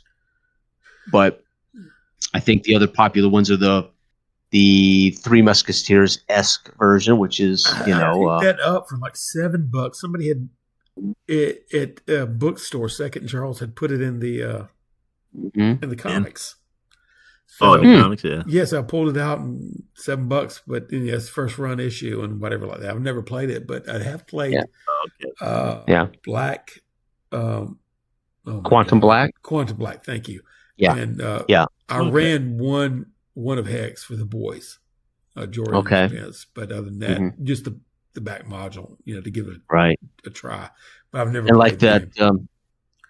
I thought the 2D20 game, Star Trek, certainly 2D20, I thought was a great system that melded with Star Trek. I mean, I thought for that genre, that particular genre, that 2D20 version really worked well with Star Trek. I thought it was like, dude, if you're going to do Star Trek, this is the system. Conan was great, but I'm not certain it does high adventure quite like this does. It's because it's a slower paced game, so I don't think 2D20 is as liberating, as fast as because there's just so much figuring. You're doing a lot of figuring, right? Can I do this? That's Can a I good roll point. like? Yeah. So the more we're figuring, the more I'm stopping to figure, the more I'm trying. Can I do that? Can I chuck my spear and run? Right? You're trying to figure out whether 2D20 you're not the will character's let you do mindset, that, right? but you're factoring out. Statistics based. But for the Star Trek genre, 2D20 I thought was the perfect, more befitting meld. Because right. The little bit of Traveler I've had, I felt like Traveler nailed that kind of stuff, that kind of genre of science fiction really well. Right? Yeah, and that's to me, like you're saying with Star Trek too, with Traveler. That's why we geared back and said we don't need skills for older game when you're. You can bound it up in a profession or whatever, what they're capable of doing. But if you got more highly technicalized skills, like if you have to be a brain surgeon or a nuclear physicist or an engineer, then you need skill bases. They're more applicable for this type of game. So Traveler, to me, it's needed. But if I was to put a bunch of skills and, in little minutia in a medieval game, I mean, I know that there's different things that you could do. So there's a merch. Like I said, you can basically just wrap those up in profession. Like here, in this game. Sure. Okay, what were you? A barbarian thief? What's going to really factor in on what you're trying to do here? Correct. Just throw it in there. Yeah, it makes complete sense. Like when I said I'm circling, when you threw the chain at me, and I said, gladiator. I've been in this situation before, fighting for my life in a ring with multiple targets, and some fuck is throwing a whip at me or chain at me. It's like I I instantly go, I regress to being a gladiator. I'm going to grab that chain and be, I'm going to use it as a weapon against you, right? I mean, so I could see him go back to his days of surviving in an arena against multiple targets, right? A beast and men with chains and whips and nets, That's so funny. It's like this is badass. I mean, this is what I envision. And play from that. Like I said, I'm going to respond like catch the egg automatically. What would I do? I don't want to, like I said, you want to play your character genuine. But like to me, even when I threw that chain, I knew that there was going to be a potential. You could yank it just to get the creature's attention on me and bump it to where maybe you get away or something. Or maybe while it's chowing down on me. But, I mean, be careful what you throw at an ex-gladiator because you're as much an adversary as you are an ally. But see, in my mindset, you're more of an my character's going into this flashback.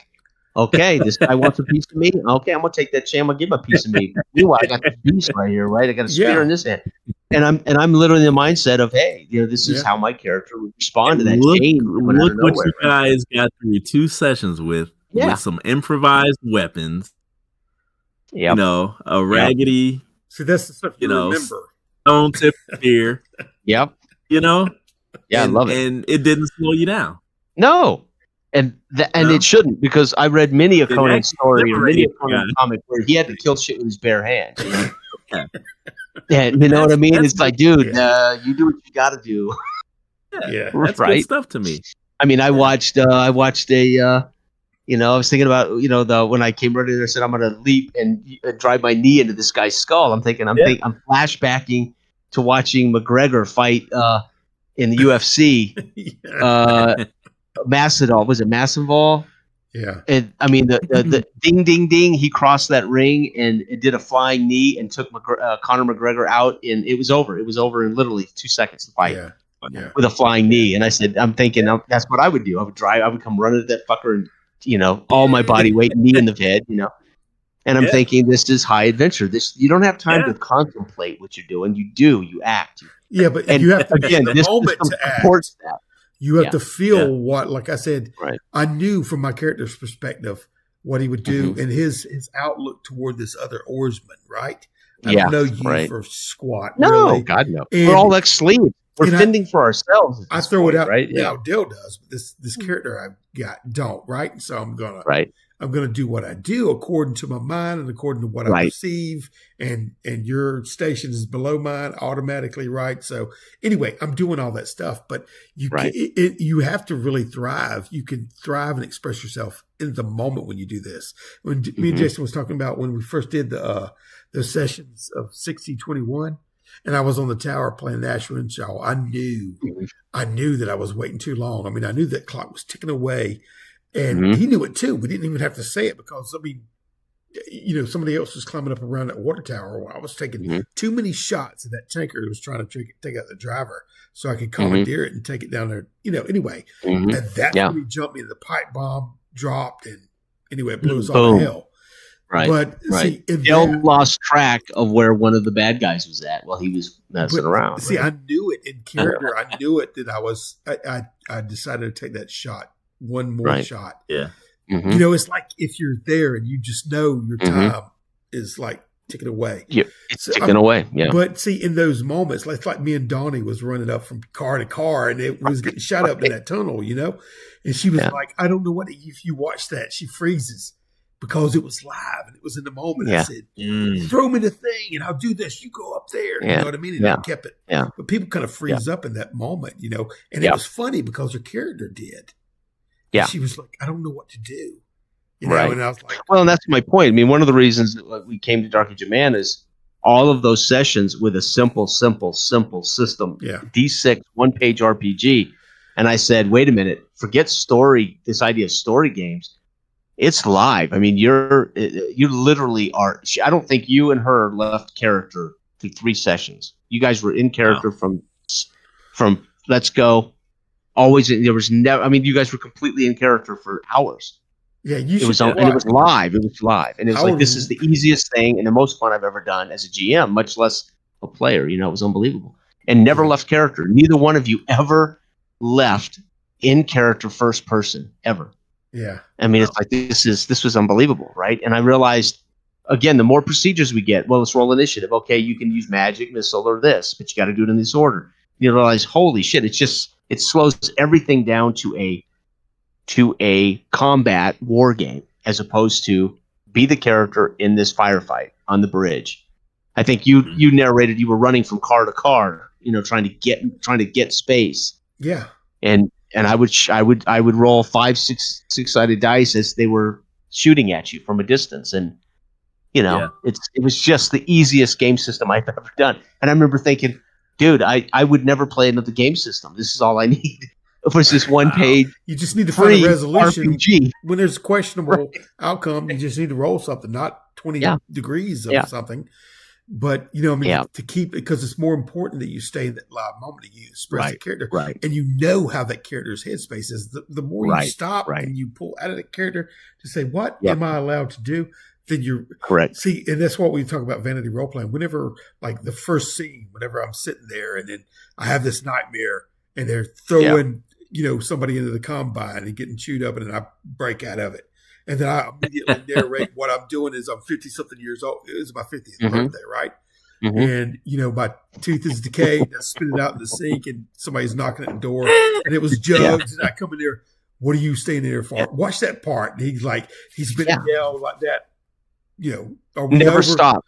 I mean, from the minute we started, those never stopped. We were in character the whole time. It was amazing. Wow. And this is similar to that for me. Again, and BoL is far more complicated than that single page RPG.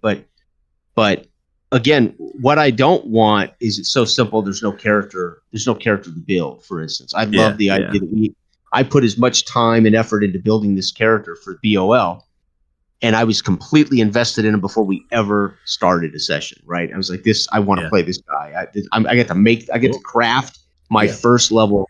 I get to craft this character. And there's so much meaning for me before we even start. I know who Bello is. I know what he's been through. I'm already ready to go. I don't want to lose those things. When I talk about simple, that stuff to me is necessary. That stuff to me makes BoL that much better than the single page RPG that doesn't have any of that, right? A little bit too bare bones, Right. Too bare bones. I don't want to be bare bones on the setting necessarily. I don't want to be bare bones on the level of our character enrichment. But I love a system that lets us. Once the scene is set and David says, this just feels like this. This is what I think we're going to do here. It's like, okay, if the system is really simple, David can say this just makes sense, and we're all going to go, of course it does. Let's roll dice. There's just nothing to get in the way of us saying, well, can you do that? Could you run in there and try to grab a guy and spear? Yeah. All David would have to say is, of course you can do it, and here's the modifiers for that. Go for it. Yeah. The dice will tell me whether I fucked it up or not, right? And then we'll all go, oh, well, okay. But see, all the pre-gen, when you make the characters, all the time you spend in, see, all that supports and prompt. Like when I was talking about the vanity role playing, I said I look at the dialogue and the narration between people and the description of characters as mechanics, as narrative mechanics, because they fuel, just like you said. Lady Washburn hates me.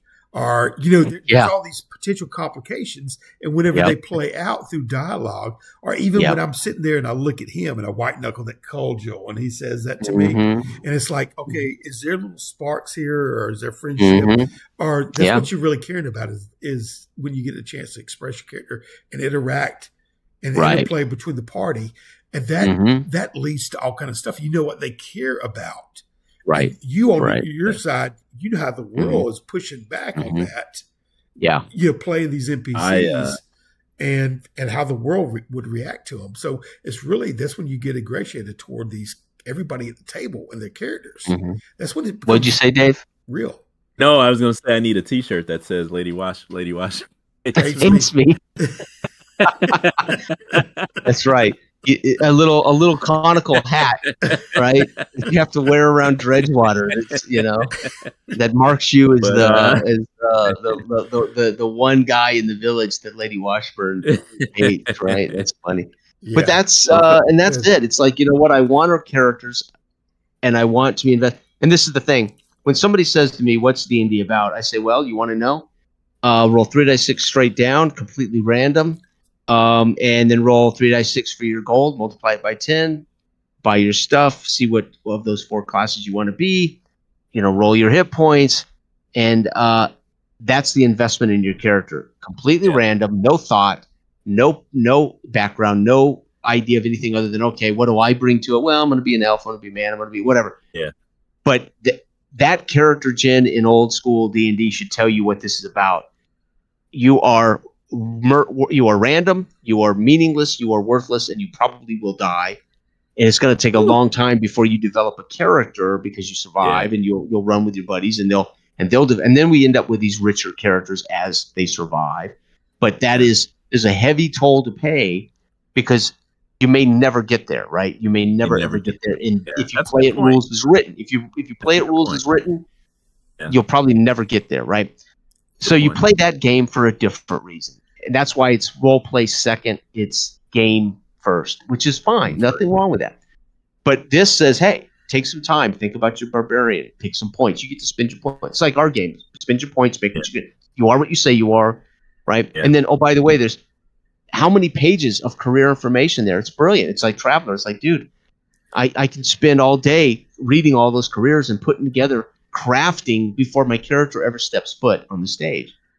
Yeah. And that tells me that my character is more than a random save versus death roll from death. Yeah. So I know this is high adventure. I know this is swords and sorcery because they're asking me to invest time in this character, which means they expect me to survive a little longer, which means the game's probably going to support me being more heroic. Oh, wait, there's hero points? Oh, yeah. Right. Now I get it.